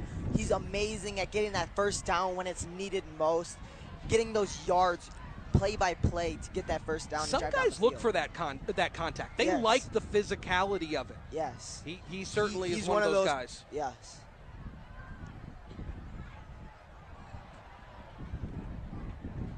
All right, 1st and 10. Here's a give on the sweep. Elijah Goins gets out past the 35-yard line to the 37. Nick Roddy, our producer, did you hear that? I know you've been busy over there. Chick-fil-A offered at the concession stands. Unbelievable. That's why the lines are so long. That's exactly right. I don't even have Chick-fil-A at Wayne State.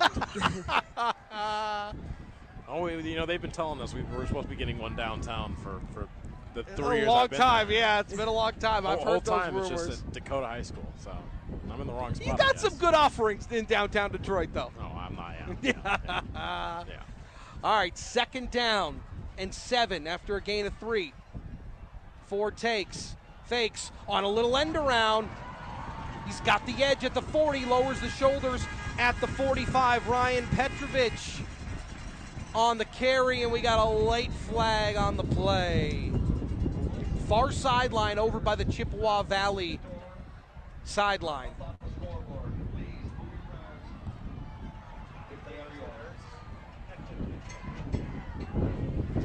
Jaden Ford is pointing as the guilty party towards Chippewa Valley, and indeed it is. So that tack on a couple of extra on that one to the tune of 15. We'll spot it inside the Chippewa Valley 40 at the 39-yard line. And here I was about to compliment the power run game to the right, and then they flip around with a little trickery, a little end around to the other side. Love to see the crafty play call, especially when those motions have worked so well all game long. Damari Malone goes in motion, left side of the line to the right. Ford takes, pulls it. This time, Elijah Goins with space out to the 30, cuts it inside of the 25-yard line, and then a shoestring tackle there. Eric Thomas Jr., the safety, makes a potentially touchdown-saving tackle, although it's enough for a first down at the 22.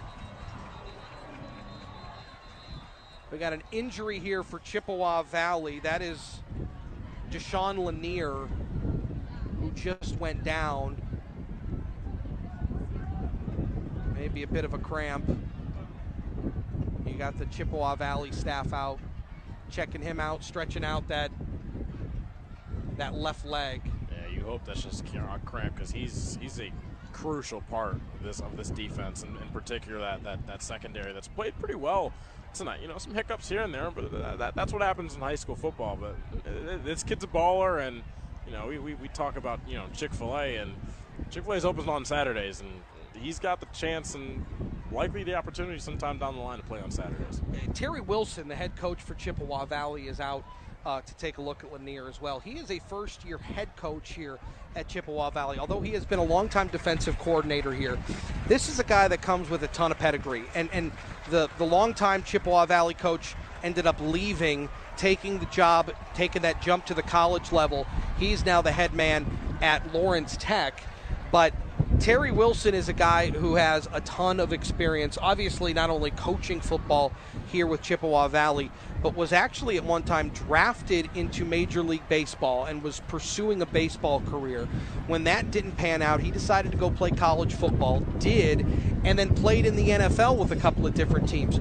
So you talk about a guy who knows football. This is a guy who eats, sleeps, breathes football, and is a bit of continuity to his staff. When you lose a longtime head coach, a respected head coach, a state champ coach, you have that continuity with a guy who not only knows the program, but is certainly respected in the athletic community. All right, 4 takes.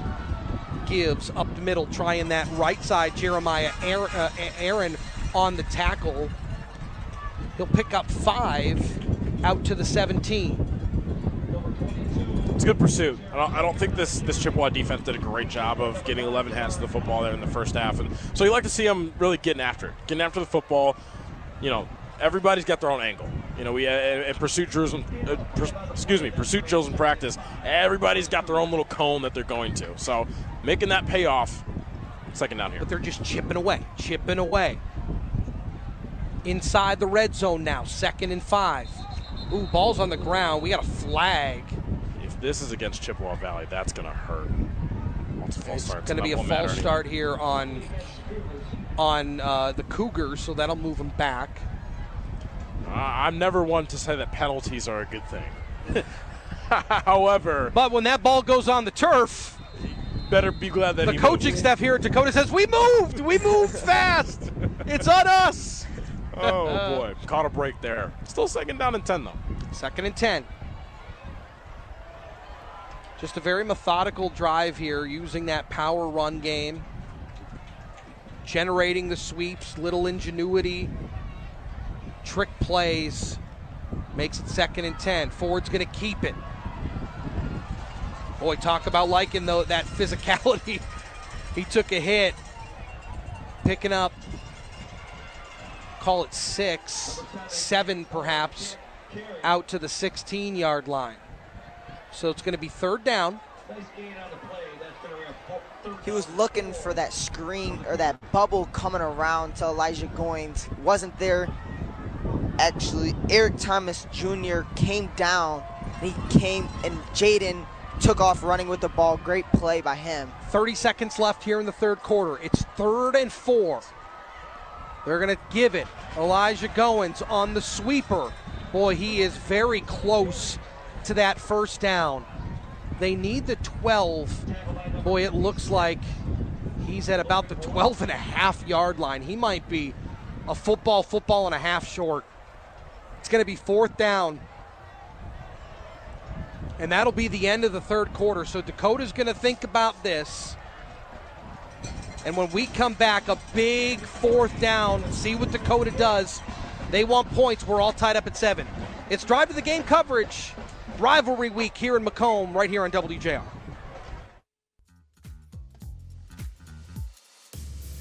Cooper, sometimes for, people like us, up-and-coming broadcasters, we have our podcast coming up, Cooper and Carter, SportsCaster Original. There might not be places for us to post, but now we just have this opportunity. It makes me smile. Now we have SportsCaster, and oh, what a lovely place it is. Okay, now you're getting me excited. I am, because now we can post our podcast. Sure. We can post little clips. Of course. We can voice over, professional plays going on in the sports world. We can connect with people like Detroit Lions play-by-play Dan Miller. I mean, the opportunities are just endless, and I absolutely love it. I absolutely love it as well. giving us an opportunity and experience that we only could have dreamed of. And now SportsCaster is giving it to us on a silver platter. That's what it does, and that's what it's here for. SportsCaster. We put the mic in your hands. My name's Cody Stedman. I'm from Saline High School. I'm going to be broadcasting for the Saline team for WJR.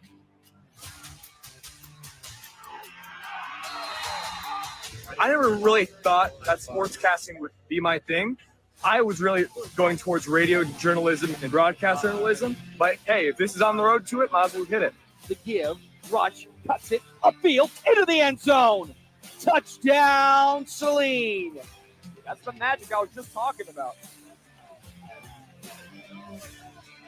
The coolest thing about being with SportsCasters.com is that you get to know what the fans are talking about. You get to research what the team is thinking about even before the game starts. And being at the game, being able to report about the plays and knowing what the team is feeling like before you go into the game, it's a real big moment too. All right, tie game. 12 minutes to play. And right off the rip, out of the quarter timeout, Dakota takes a timeout. And the coaching staff is not happy. They I don't know if there was a miscommunication. They didn't line up properly. Hamby was lined up as the quarterback, so they were going to get the wildcat look with Hamby. Last time they used him down at this portion of the field in the east end zone, things didn't go very well. They couldn't find the end zone. So now the Dakota staff calls a timeout. It's their first of the half. They've got 2 left. The ball is spotted at the 13-yard line. Or excuse me, the 13-yard line. It's 4th and 1. They need the 12. I'm just curious as to what went on during that quarter break. That was, you had a free timeout there, and instead of calling one later on, better hope it pays off here. Look, the realities are, if you didn't like what you saw, you got to call the timeout. You're in scoring distance. You want to make sure you get this thing right. So Hamby in the Wildcat, he's got single coverage up top. He's going to take it. He's got the first down. Just pushing that pile. Big push up front by that Cougars front 5, and it's a first down inside the 10 at the 9. Amazing O-line, amazing run up the middle. Just amazing job pushing through, getting that first down. Now they're at the 9. Got to execute here, get into the end zone, show them what we can do. So 1st and goal from the 9. Hamby stays in at quarterback, takes the high snap, gives it on the sweeper. Damari Malone into the end zone. Touchdown, Dakota. That's just an athlete play. Get your guy coming around the edge. Let him hit the burners. Nobody's catching him. Come on now. He's Michigan State commit, I believe. Showing him why he can play at the next level. Brady got the high snap, brought it down, gave it to Damari. Damari made an amazing play out of what he got. Yeah, and that's a great point. That high snap can throw that timing of that play off completely. So when you get that high snap, you got to pull that ball down quick, and he did. Extra point, it's nearly flopped. That one is up and through. And Dakota, 30 seconds into the 4th quarter, taking a 14-7 lead here at home in front of a raucous crowd. I'll tell you what, I didn't graduate that long ago, but I never seen nothing like this in high school football. I mean, we got glow sticks at the band. I've seen smoke. I've seen the phones out like we're at a Billy Joel concert at Ford Field. This is unbelievable. This is an atmosphere, man. This is like, you know, I got tickets tomorrow to the Michigan State Ohio State game. Why go? What are we doing here? This is a lot. I got bonfire folks over here in a shawl and maybe a spiked hot cider. They're having a good time. And Chick-fil-A. And they came over, got a nugget, and away they go. This is wonderful. All right, Mike Pierce, I'm watching you here on special teams. I'm watching you. Let's see if we can set up a return here. Got to field the ball, and these kickers have been kicking out of the back of the end zone pretty recently. So this wind has been pretty resilient throughout this game. We've got flags over by this beautiful scoreboard here, which Santino told me was new this year. Yes. It's a beautiful scoreboard. And the flags by it have just been blowing east to west all game. And now Dakota kicking into the wind here. Here's the run-up. That's just a good kick.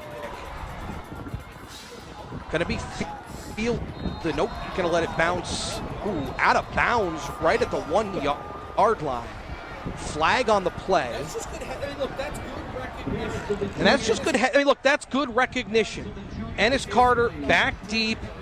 He's got some speed on the return game and just identified it. It was going to hit. Either it was going to go out of bounds or take a sharp left turn. It took a sharp left turn out of bounds. Yeah, it's a smart play, definitely by the return man there. But that's one of those kicks where if it was a punt, it's great. But as a kicker, you don't really want to put it toward the middle of the field because you open up the field for a return. But you don't want to push it too far where it's at risk of going out of bounds, sending the defense up at the 35. But it didn't go your way there. Defense has stepped up so far this half. We saw the way the first drive went. Now, this time, send up at the right hash. See if you can do it again. All about consistency. 14-7 Dakota. Crowd getting loud here as they're trying to urge this defensive unit on. Jordan Alston is at quarterback, and we got a flag. That's going to go against Chippewa Valley. And Aiden Lindsay urging this crowd to get loud, and they oblige. Yeah, I'll tell you what, this stadium pulse. This stadium pulse is bumping here at Dakota High School. Oh my goodness, that's what you love to see. You got one side that's frustrated and the other side getting the crowd into it. That's what you love to see. So 1st and 15 now from the 30. So a little bit of communication errors on both schools. We've seen that from Dakota just on that last drive right out of the quarter break going into the fourth quarter. And now the flag here, so not quite on the same page. 1st and 15. The press box shaken. Alston to the shotgun. Takes the snap. 5-step drop. Looking towards the sideline. Incomplete. He was looking for Caleb Folks. Good coverage there. Jaden Ford. Dylan Beetle Sheets in coverage. And the thing is that's a good read. It's a good read, and the throw is right. Anytime you have a defense that's in cover two, you have to fit it in between that cover two, hard, flat defender. We got a player down for Chippewa Valley. That is Jordan Alston, the quarterback. They're looking at his right leg, stretching out that quad. A little bit of cramping here for Chippewa Valley.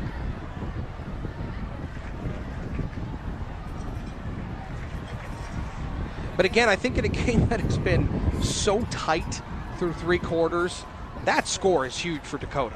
Yes, very. And after that score, you just got to execute even more on the secondary. Defensively, you got to get this stop, get the ball back. You got to score, and you got to expand the lead. And I think defensively, just keep everybody in front of you, right? You don't want to give up a big play. Just play sound, fundamental defense. Watch your keys, fill those gaps, and just keep everything in front of you. And if you're Chippewa Valley, you can't panic here. No. You're down 7. One-score game. Get back into your offense. Run the ball well, execute well on offense. Get back to a little bit what you were doing in that first half. And, hey, you're not out of it. So Jordan Alston very slow to walk it off. Little high knees, able to get off the field. Looks like he will be okay.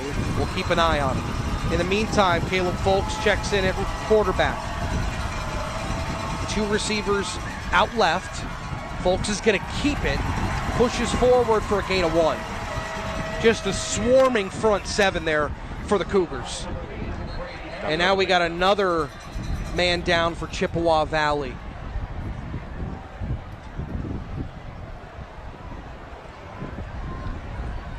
Looks like that maybe Chris Jackson the senior offensive lineman,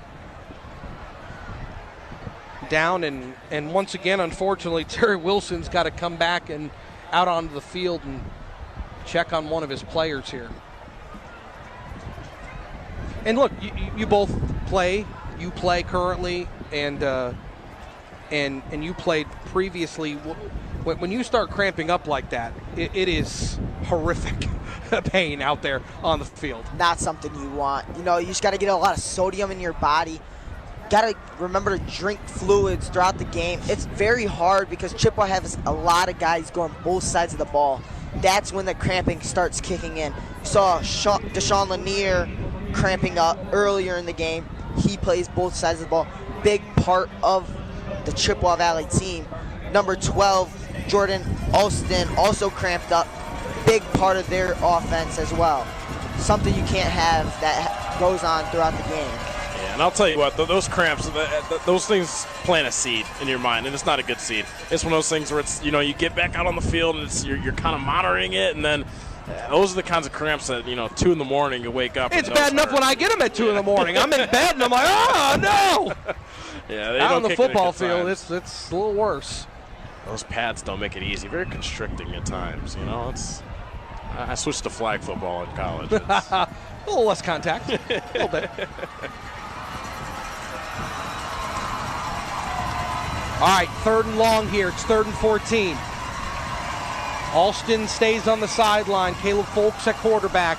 Dakota wants a timeout. Coaching staff isn't happy, so they're going to talk this over. They didn't like what they saw.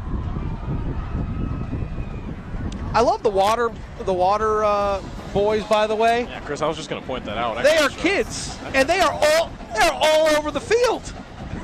They're flying around. They're flying around. Flying around.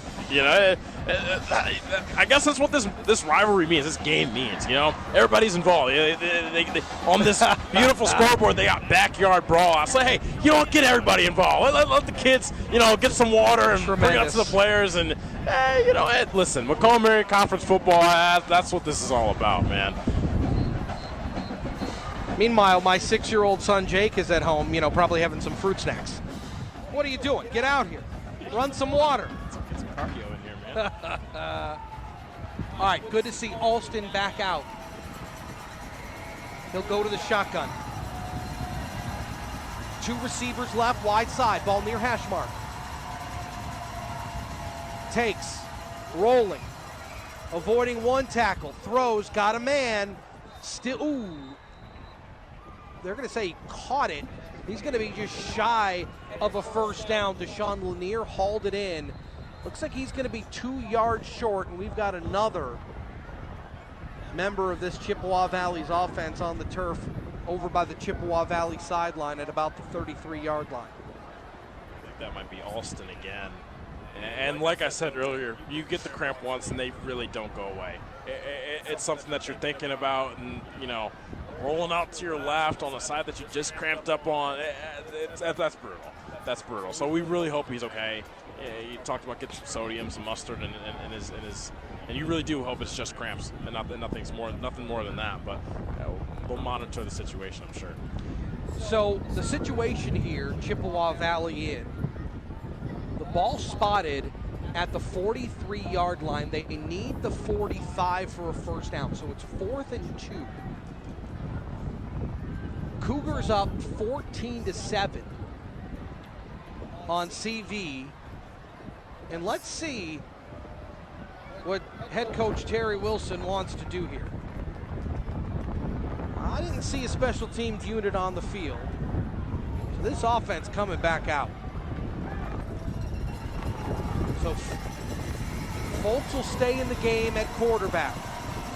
They've got 2 receivers tight to the formation on the right, trying to draw them off sides. Crowd loud here at Dakota High School. 4th and 2. Line shift up front for the Cougars. They do snap it. Folks takes it. He stops short. And the Cougars defense holds. What an amazing play by Dakota secondary, coming down, crashing on that ball, showing them Damari Malone and Brady Hamby, two key players on this Dakota team. One committed to Ferris State, one committed to Michigan State.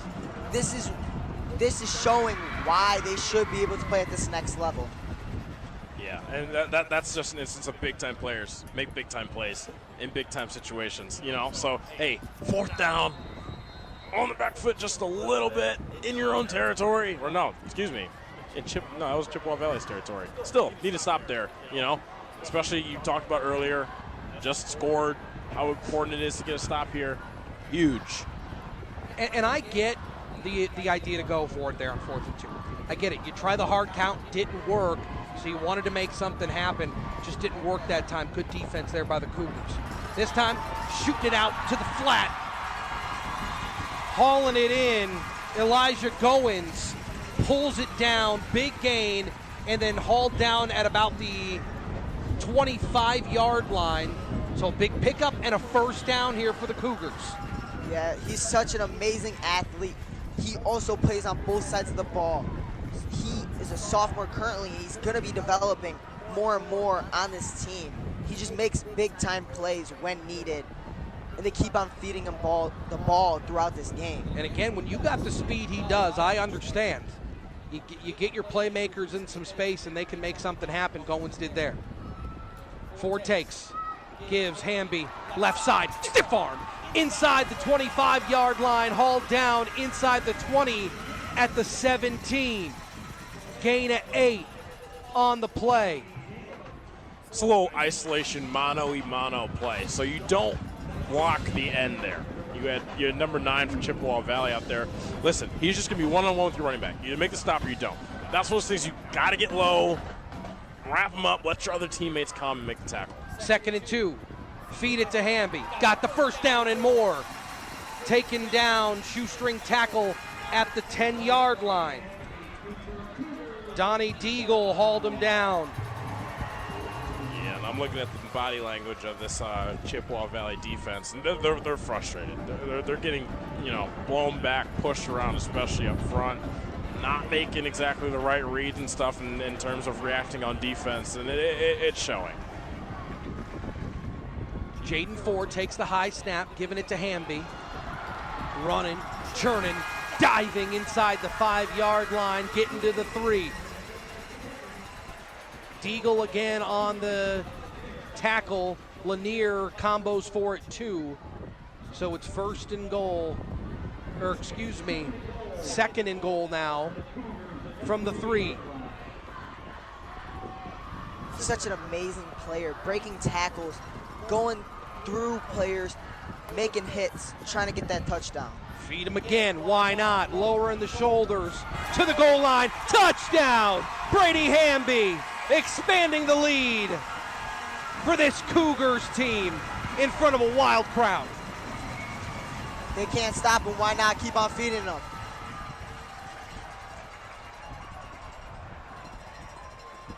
Pure power football there. Lower the boom. Let your offensive linemen and guys push you the rest of the way in the end zone. That's just good, textbook, old-fashioned football. Love to see it.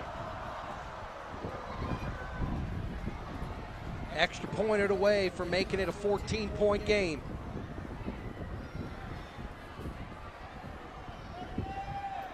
Good snap, hold down, kick is up, and it's good.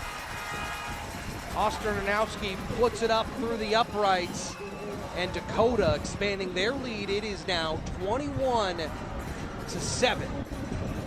And Chippewa Valley needs to find some answers here. Yeah, absolutely. I mean, you got to get something going. It always starts just one big play is all you need. So whether get the ball in space, get it to your playmakers, get the ball downfield. You've had instances where you've been able to get behind the secondary. Just got to get back to that, So special teams, always an opportunity to make big plays. Regardless of where you're starting on offense, got to make something happen. It's not panic mode just yet. Still 9 minutes left to go in this game. You got 3 timeouts. It's not panic mode, but if you come away with this next drive with nothing, it's really going to hurt. And look, they haven't scored since that opening drive off the pick. So offensively, they've kind of fallen flat here over the last couple of quarters.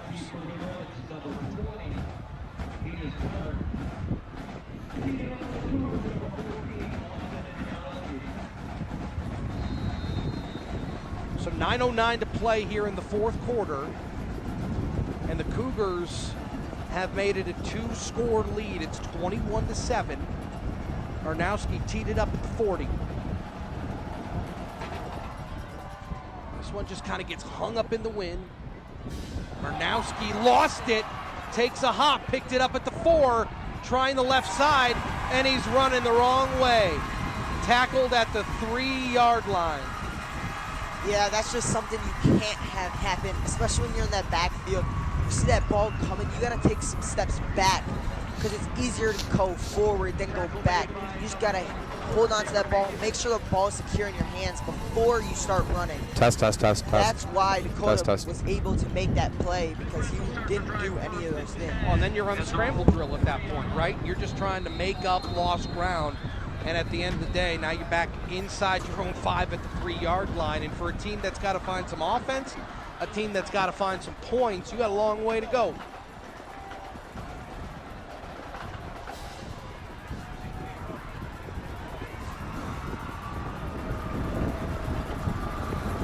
So they set up shop at their own 3.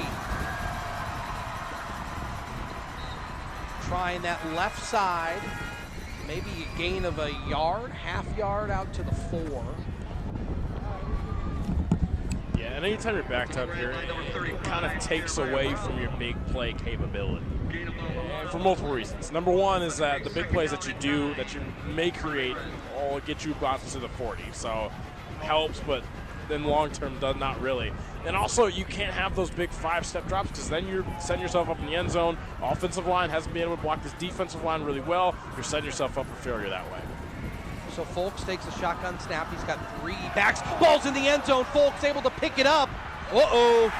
Safety time. Ooh, are they going to say he got back to the 1? No, they're going to say, fumble, are they going to say it's a fumble touchdown? The referee's got his hands up signaling a touchdown. Touchdown, Dakota! What an defense comes up huge. What an amazing play. That's something you need in these big moments. They got the stop on the kick return to the 2-yard line. Then they made the stop on defense, made a big play happen, forced the fumble, got the ball in the end zone, scored a touchdown. So it was a bit of an errant snap, and Folks couldn't really hold on to it. It trickled into the end zone. He picked it up, and then at that point it was a scramble drill. Although it didn't look like he had any plans to throw it. He just wanted to get out of the end zone, and that ball got punched out onto the turf. Dakota recovers it in the end zone for a touchdown. Oh, that extra point attempt is blocked. They're a bit close coming off that right edge for almost every extra point attempt. Keeney Richardson credited on the block, but defense coming up huge, deep in Chippewa Valley territory, and now Dakota up 27-7. Yeah, you know, one of the smartest plays I think I've ever seen was there was a high snap. I don't remember which game it was, but it was a high snap, and then the running back gets it and then throws it out of bounds. So in those situations like that, you just want to pick it up, even if it's not a passing play, pick it up, throw it out of bounds. Get out of the end zone, as we were talking about earlier, and now you're down 6 more points than you started. All right, a little bit of breaking news from Comerica Park. Tigers needed to win tonight. The White Sox were chasing history the wrong way. They needed one more loss to become the losingest team in Major League Baseball history. And we have a final, Nicholas?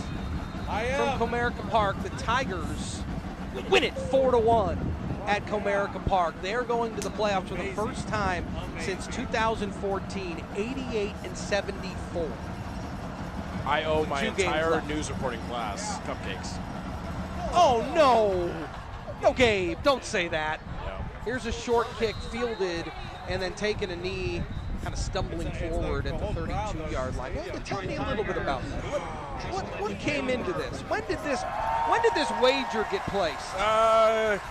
First week of school. No, second week of school. Second week of classes, and that's like when they were just starting that run, and I had no hope. Come on, we've seen this Tigers team, and it's like, you know what? I work at a bakery back at home, and I was like, you know what? You work at a bakery? I do. Pink Elephant Cupcakes. Why are we just learning this? Yes. Yeah. Oh yeah. Yeah. Where's our cupcakes? Next time. I have a lot to get. You are doling out cupcakes left and right. I don't mind it. All right, Alston checks back in the game at quarterback. They got to throw this thing around. Got a man at the 40, at the 45, taken down just shy of the 50-yard line at the 49. Good catch there. Chayton Brown hauled it in, the junior wide receiver. That's enough for a first down. Yeah, so you're going to get everybody sliding to the right, and then you kind of have a little sneaking out route, coming across with the tight end to the left side, trying to move everybody over and then create space to the left side. Oh, then you get a penalty? They're going to penalty against Chippewa Valley here. So that's going to move them back. Oh, my. They're going to spot it. Looks like at the 28-yard line.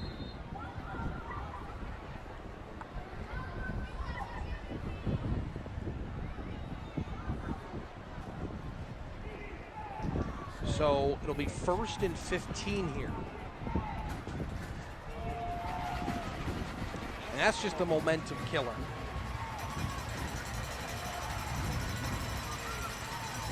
All right, the Cougar crowd coming alive here for their defense. Alston takes, 5-step drop, getting pressured. Gonna go down. Sacked, ball's out. Ball's out. Dakota's got it. The wheels are falling off for Chippewa Valley, but Dakota keeps rolling. That's exactly what you don't want if you're Chippewa Valley. Now, I'm stating the obvious here, but you haven't been blocking well, and the thing is, it comes right after a perfectly executed play, and then you get the penalty. You get the penalty, and that's a terrible sequence if you're Chippewa Valley. And right now, you just have to have short-term memory. Short-term memory loss, get rid of it. You're on defense, next down. Hey, the last points came off of a turnover. Got to find a way to force one here. 7:28 to play here in the fourth quarter. Cougars looking for more. They lead it by 20. It's 27-17. You're listening to our drive to the game coverage here on WJR Detroit. 1st and 10 from the 22-yard line.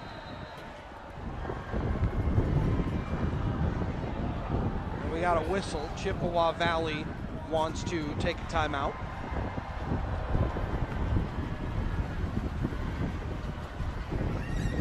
So how long have you been working at the bakery? Oh man, I've been working there since Christmas of 2020. Oh, okay. Yeah. You've seen the lean years as well through the pandemic. Oh yeah. Okay. Yeah, it was a good time. My older sister, Mariah, actually was working there originally because we were just family friends and stuff from church, and then, a little mom and pop bakery shop. Sure. And we have a very good maple bacon cupcake. That's my personal favorite. I mean, yeah, that sounds good. It's incredible. So, we're right down there on 9 and Jefferson. The more that you talk about the cupcakes, the more disappointed I am that. Where are we at next week? Though that's a big one. That is Brother Rice and CC. That's going to be a big one. Where is that? That's being played at Lawrence Tech, as a matter of fact. Well, maybe we'll get you some maple bacon cupcakes, man. We can make that happen. We'll see. We'll talk. Thankfully, we have an in. All right, 1st and 10. Ford wants to take his shot. He's got a man wide open in the end zone. Touchdown, Cougars. What an amazing Jack play. Aronowski Running the key to and go. Because they've been running it. They've been giving the ball to Elijah Goins the whole game, showing them what he can do. Once when they ran that, they all bit on him, left Jack wide open in the end zone, and he is an amazing player also. Yeah, and that goes. The quarterback has 2 responsibilities there. Not just to make the throw, but you saw the pump fake there too. Amazing. That's what you love to see. Little pump, brings the defense in, easy pitch and catch. We've got that swinging gate, extra point attempt formation here.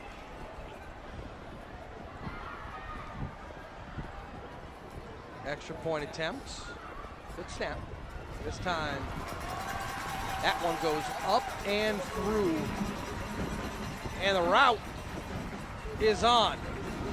Yeah, and that's one thing that Dakota has to do and that they do good. They get Jaden Ford into a rhythm. He's a very amazing quarterback that can make very big plays. All right, so you're a student here. Can we get you to voice the fight song here? What do we got? Let's go. You want me to go? Let's go. Let's do it. Chief of it. Oh. It's done. Oh, it's done. I can sing it for you. Next time, man. Next time. Look, we got 7:20 left. That's amazing. Look, next, if Dakota scores again, I'll do it. You're on. Of course. I'll be Reba or something. Who's on The Voice nowadays? All right, I can't be Snoop. I mean, that's just, I don't have the swag for Snoop. Gabe, you definitely have the swag for Snoop. Who else is on that show nowadays? I'm definitely, who? Oh, Blake Shelton is on that show. You got Blake Shelton vibes? We can make that happen. Are you a country guy? Oh, absolutely. All right. Come on now. All right, we saw the pink sky. We're gonna send you a golden ticket. All right. Oh, Bublé is on that season now. Okay. All right. I thought maybe he was only a Christmas guy. Yeah, he does have a lot of Christmas. Him and Mariah Carey. Yeah. Ooh, this one is just skied up. That is trouble, but it's fielded by Chippewa Valley. Good heads-up play by the up man at about the 37-yard line, but we got a flag and a player down. Looks like that was the player who made the catch. Can't see who it is from here. Another player here for Dakota coming off very slowly as well.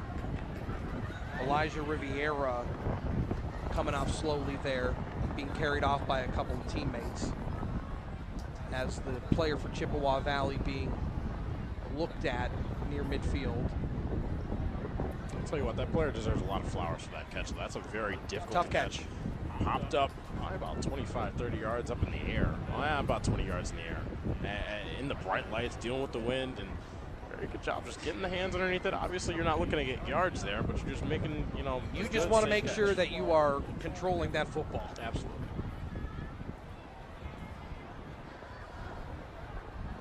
So it's number 17, Gabe Carrier, slow to get up. He is sitting up.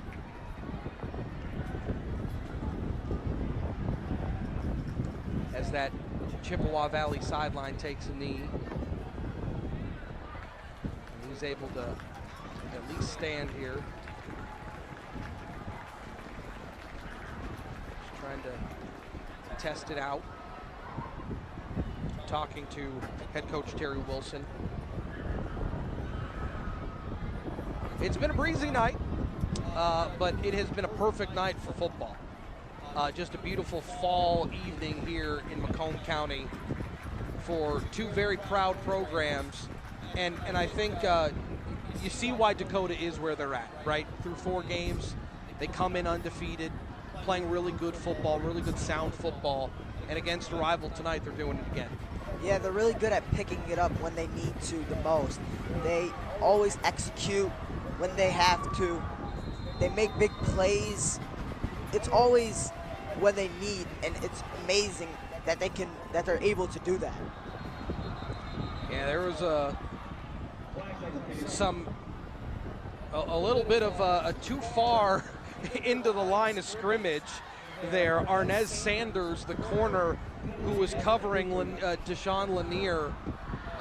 We were basically right on the line of scrimmage from my viewpoint. He crossed over the line of scrimmage when he was showing press coverage. So that'll move Chippewa Valley back. Yeah, that was a very interesting sequence of events there. It looked like he almost wanted to, go on the offensive side and run a route. Came so far across the line of scrimmage and right in front of the referee down there at the bottom of the top of the numbers. So, hey, free 5 yards for Chippewa Valley. So 1st and 5 from the Dakota 42. Alston takes back in the game. Gives trying the left side. Caleb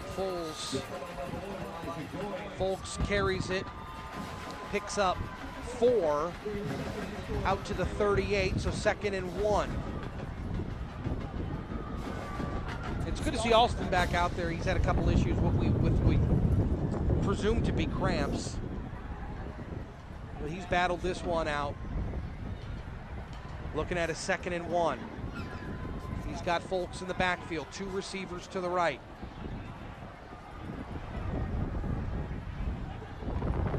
Safety help over the receivers on the near side. Alston takes the snap, fakes it.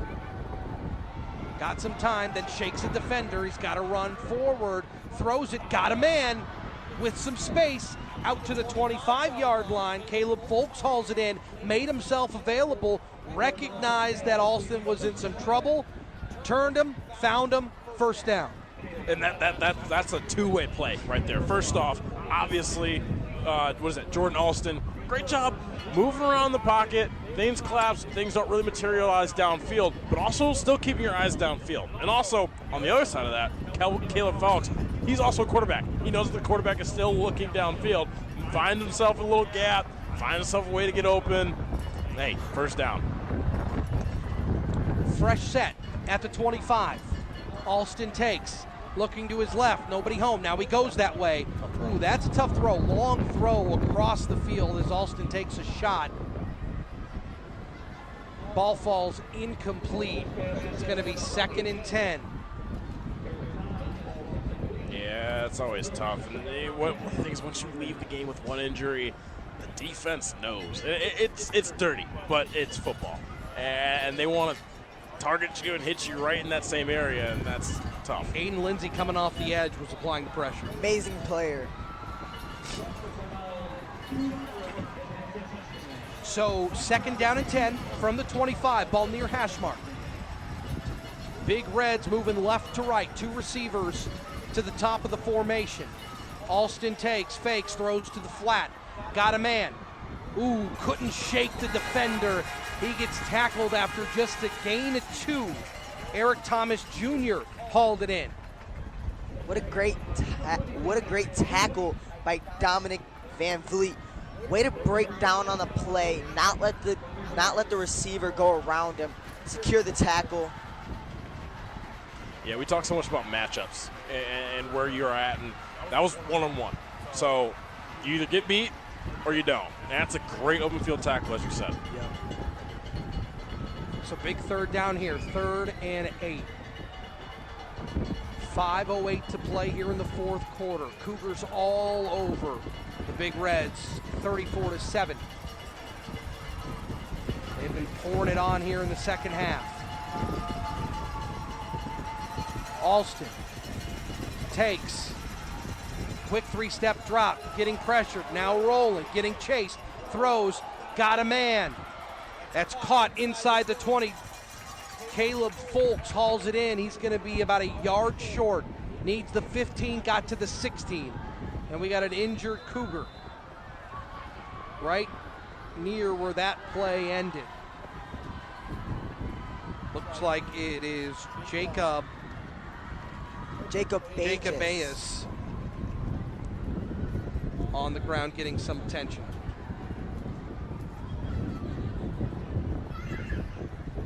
So 4:31 to play. And at this point, you got to score. This drive has to end in points for Chippewa Valley. I think that with all the hype surrounding this game coming in, it being at Dakota, good to see him coming up off the field, gets a cheer from the crowd. But the hype coming in on this game, right? Rivalry game, lots of people going to be here. It's at your house. That can be a lot of pressure. That can be a lot of build-up. And it is very easy to let down, right? You might not play the game that you want to play. Offensively in that first half, they did what they needed to do, go in tied at 7. But they have absolutely come alive here offensively.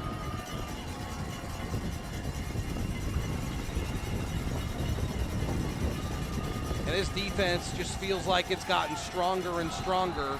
And we got a flag. false start on the offense. That'll move them back. So instead of 4th and 1, it is 4th and 6.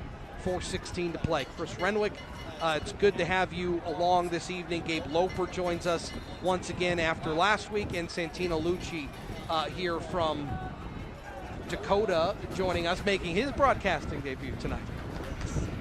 That's just something you can't have. You can't have a flag, especially on a 4th and 1. Now it's 4th and 6. Completely changes the complexity of this call. Yes, you have to still go for it. You can't take your points.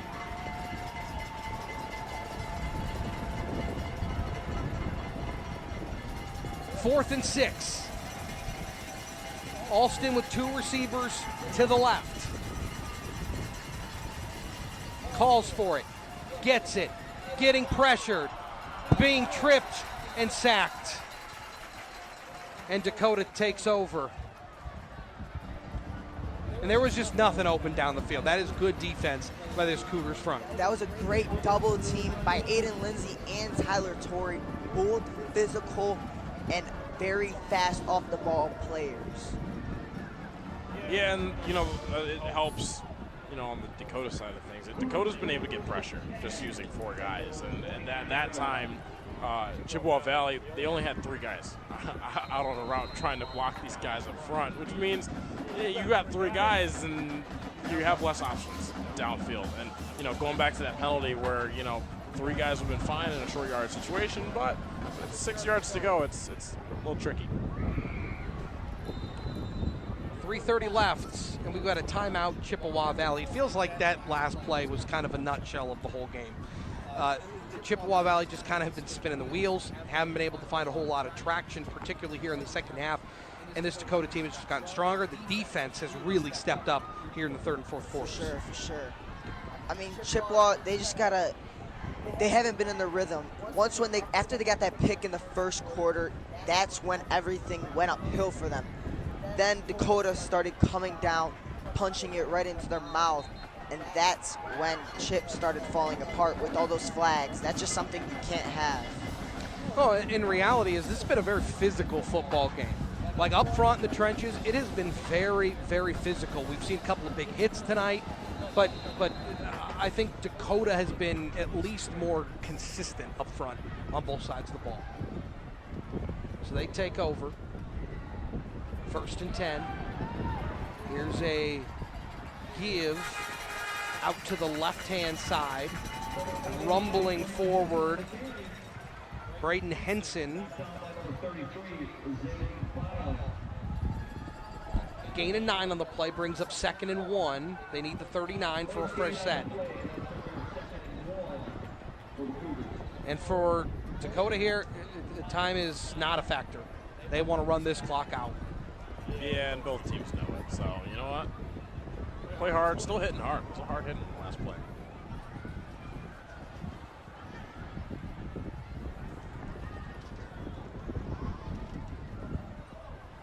There's a give. Hole once again on the carry. Braden Henson picking up enough for a first down. Brock Ferguson also has checked into the game at quarterback. And look, these reps for some of these guys that aren't starters, these reps for some of these guys that maybe don't see a ton of action, particularly in a rivalry game, these are valuable snaps. These matter a lot, especially when you can make a big play out of them and show the coaches what you can really do on the field with your talents. So clock continues to run, 2:18 to play here in the 4th. It's all Dakota. Here's the snap and the give on the sweep, trying the right side, just kind of scaling that front. Nice job by Chippewa Valley, just no holes available.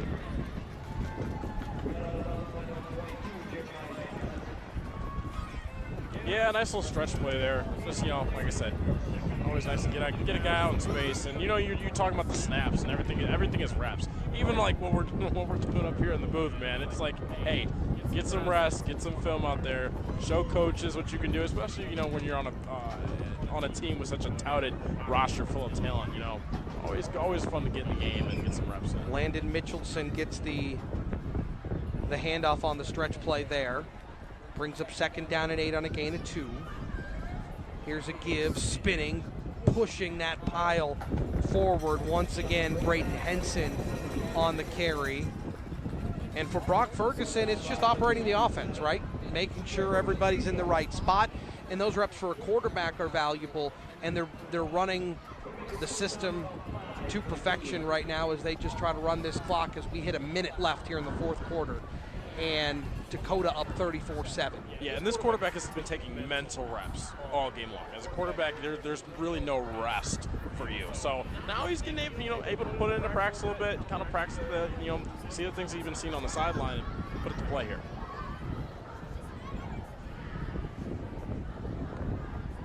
Takes the snap, give once again, just trucking over the defenders there. Once again is Braden Henson. That's gonna do it. Thank you to our engineers on site, Dave Rieger, and of course Ray Templin. Thank you. Nick Roddy is our executive producer. Another wonderful rivalry game here in Macomb County.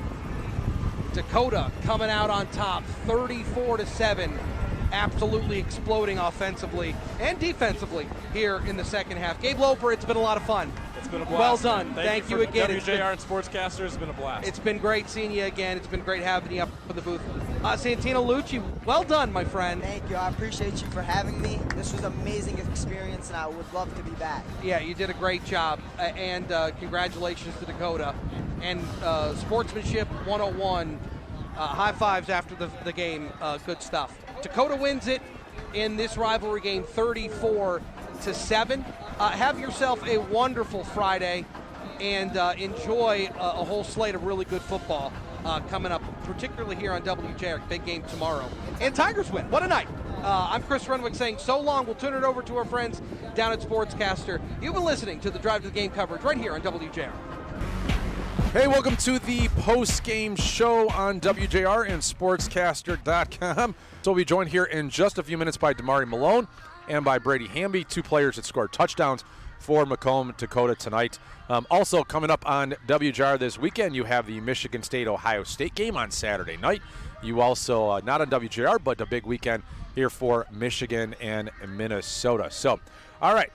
Just give us one quick second here. These guys are jumping in. Look at that. Speaking of the Spartans, Damari's got his Michigan State towel with him. He is a commitment to the Michigan State University for next year. You guys can just throw those headphones right on. And we're going to be joined here by, is it Lyric or Taryn going to sit down with us here? All right, Lyric is going to join us here. So we are joined here by 2 of the stars of tonight's game. Brady Hamby, a running back, fullback. I mean, he looked like an offensive lineman out there at some points tonight. And Damari Malone, a linebacker and a running back who scored a couple of touchdowns, really big. So, gentlemen, first of all, congratulations on the victory. Yes, congratulations. What did it mean to you tonight to get this win? It was a very close game until the 4th quarter. This is your biggest rival. You play for the oddest trophy I've ever heard in my entire life, the Superintendent's Trophy. But what did it mean to you to get this victory tonight? It meant everything to us. They took our season last year, and we came out here, and we needed to beat them. We all came out on fire. That's a meet. Oh no, go ahead. I'm sorry. For me, this game right here was really personal. I mean, not only did they end our season, but they took the trophy from us last year. And I also played a big role in both of those losses last year. So this game was really personal to me. It just means a lot for that trophy to be coming back into our case.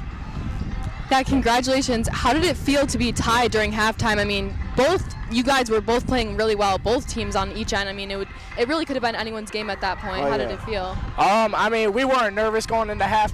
We messed up a couple times in the red zone, so I mean, really it shouldn't have been tied at half, but we knew we just had to come out hard at the second half. Yeah, going into halftime tied, it doesn't, like, that stuff doesn't bother us. I mean, we have a thing, like, we just say reset.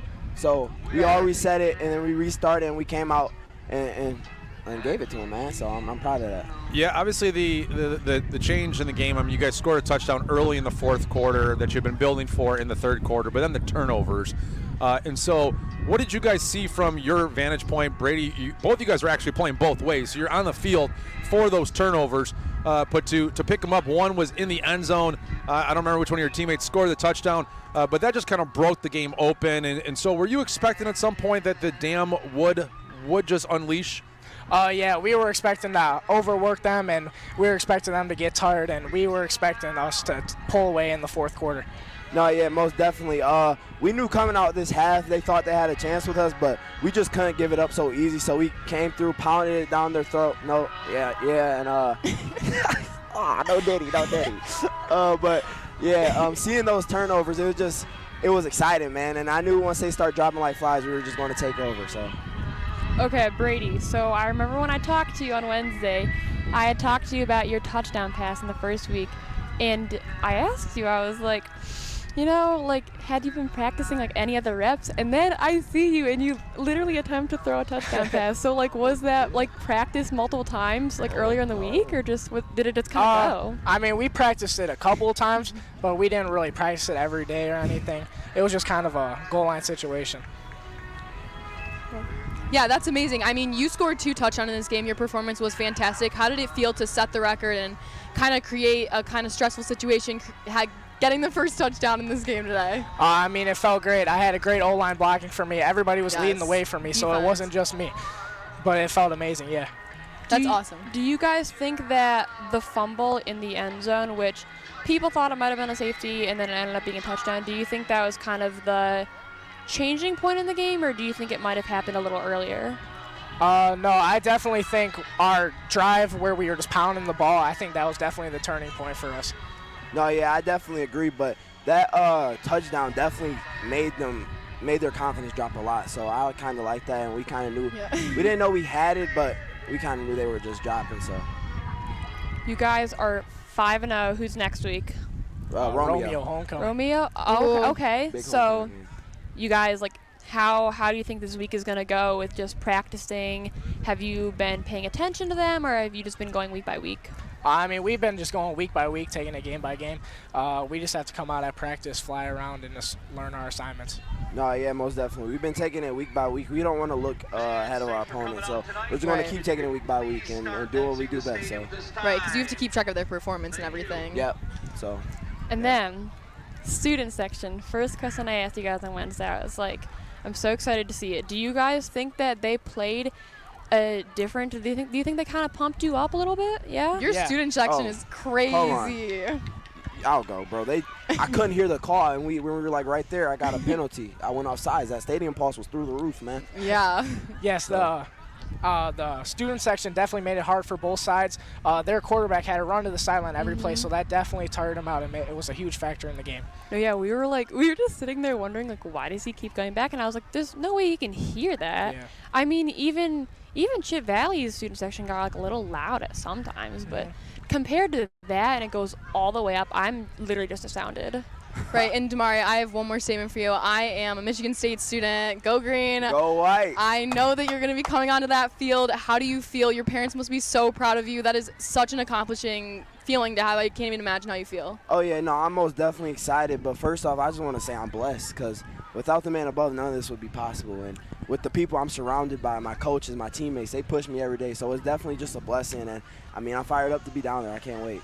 Right, that's awesome. Were you guys at all worried after the interception pretty much, right as the game started? Oh, no.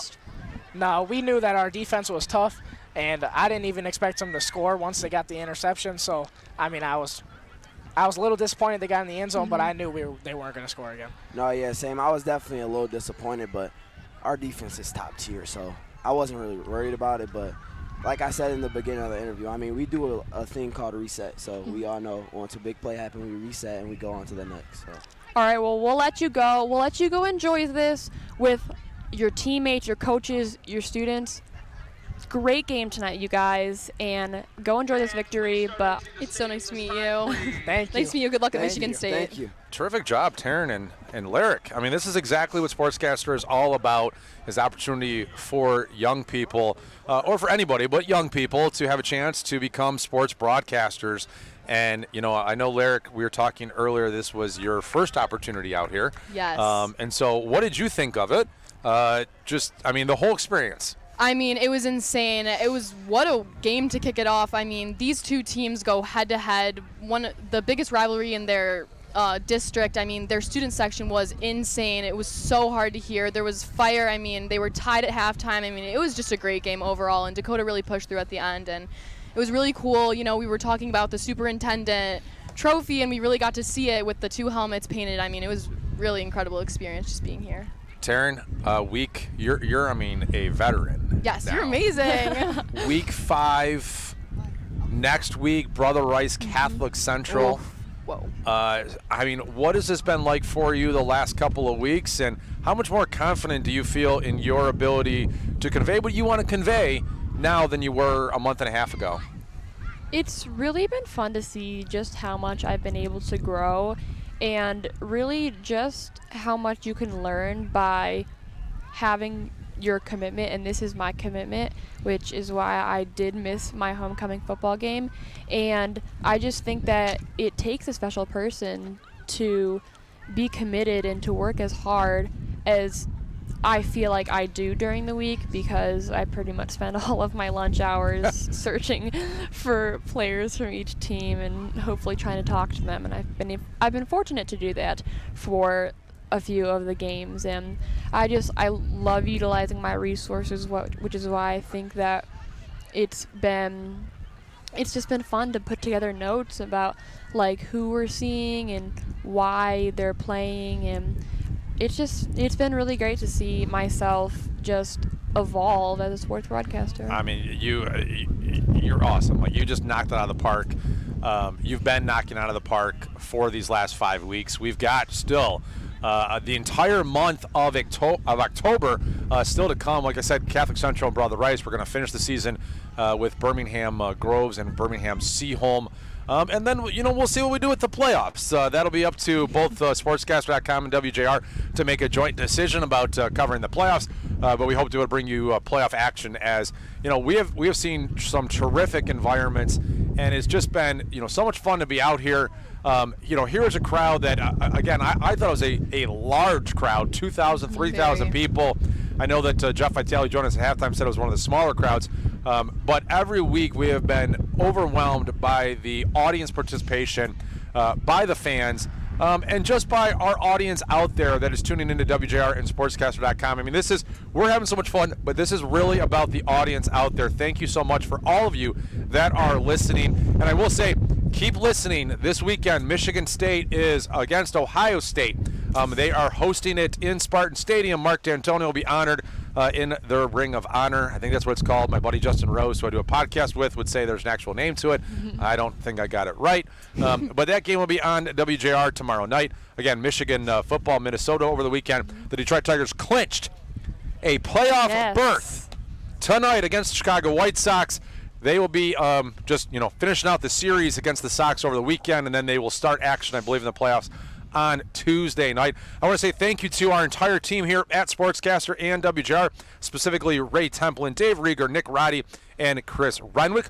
Our SportsCaster team, Mark Pistorius, Steve Adams, Justin Rose, Jeff Sloan, Kristen Kajawa, myself, Michael Spath, Taryn Fritching, Lyric Sloan for joining us here tonight.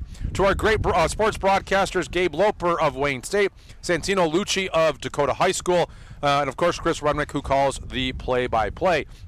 You can catch SportsCaster.com, myself, and Chris Renwick from WJR on CBS Sports or CBS Detroit this week on Thursday. We're going to be doing a morning segment in that 7 o'clock hour, so we're looking forward to that. And next week, we will be back. Actually, tape-delayed live broadcast will be the Michigan State-Oregon game next Friday night. We will be putting this on a post-broadcast on Saturday. You can listen to it, the Brother Rice and Catholic Central game.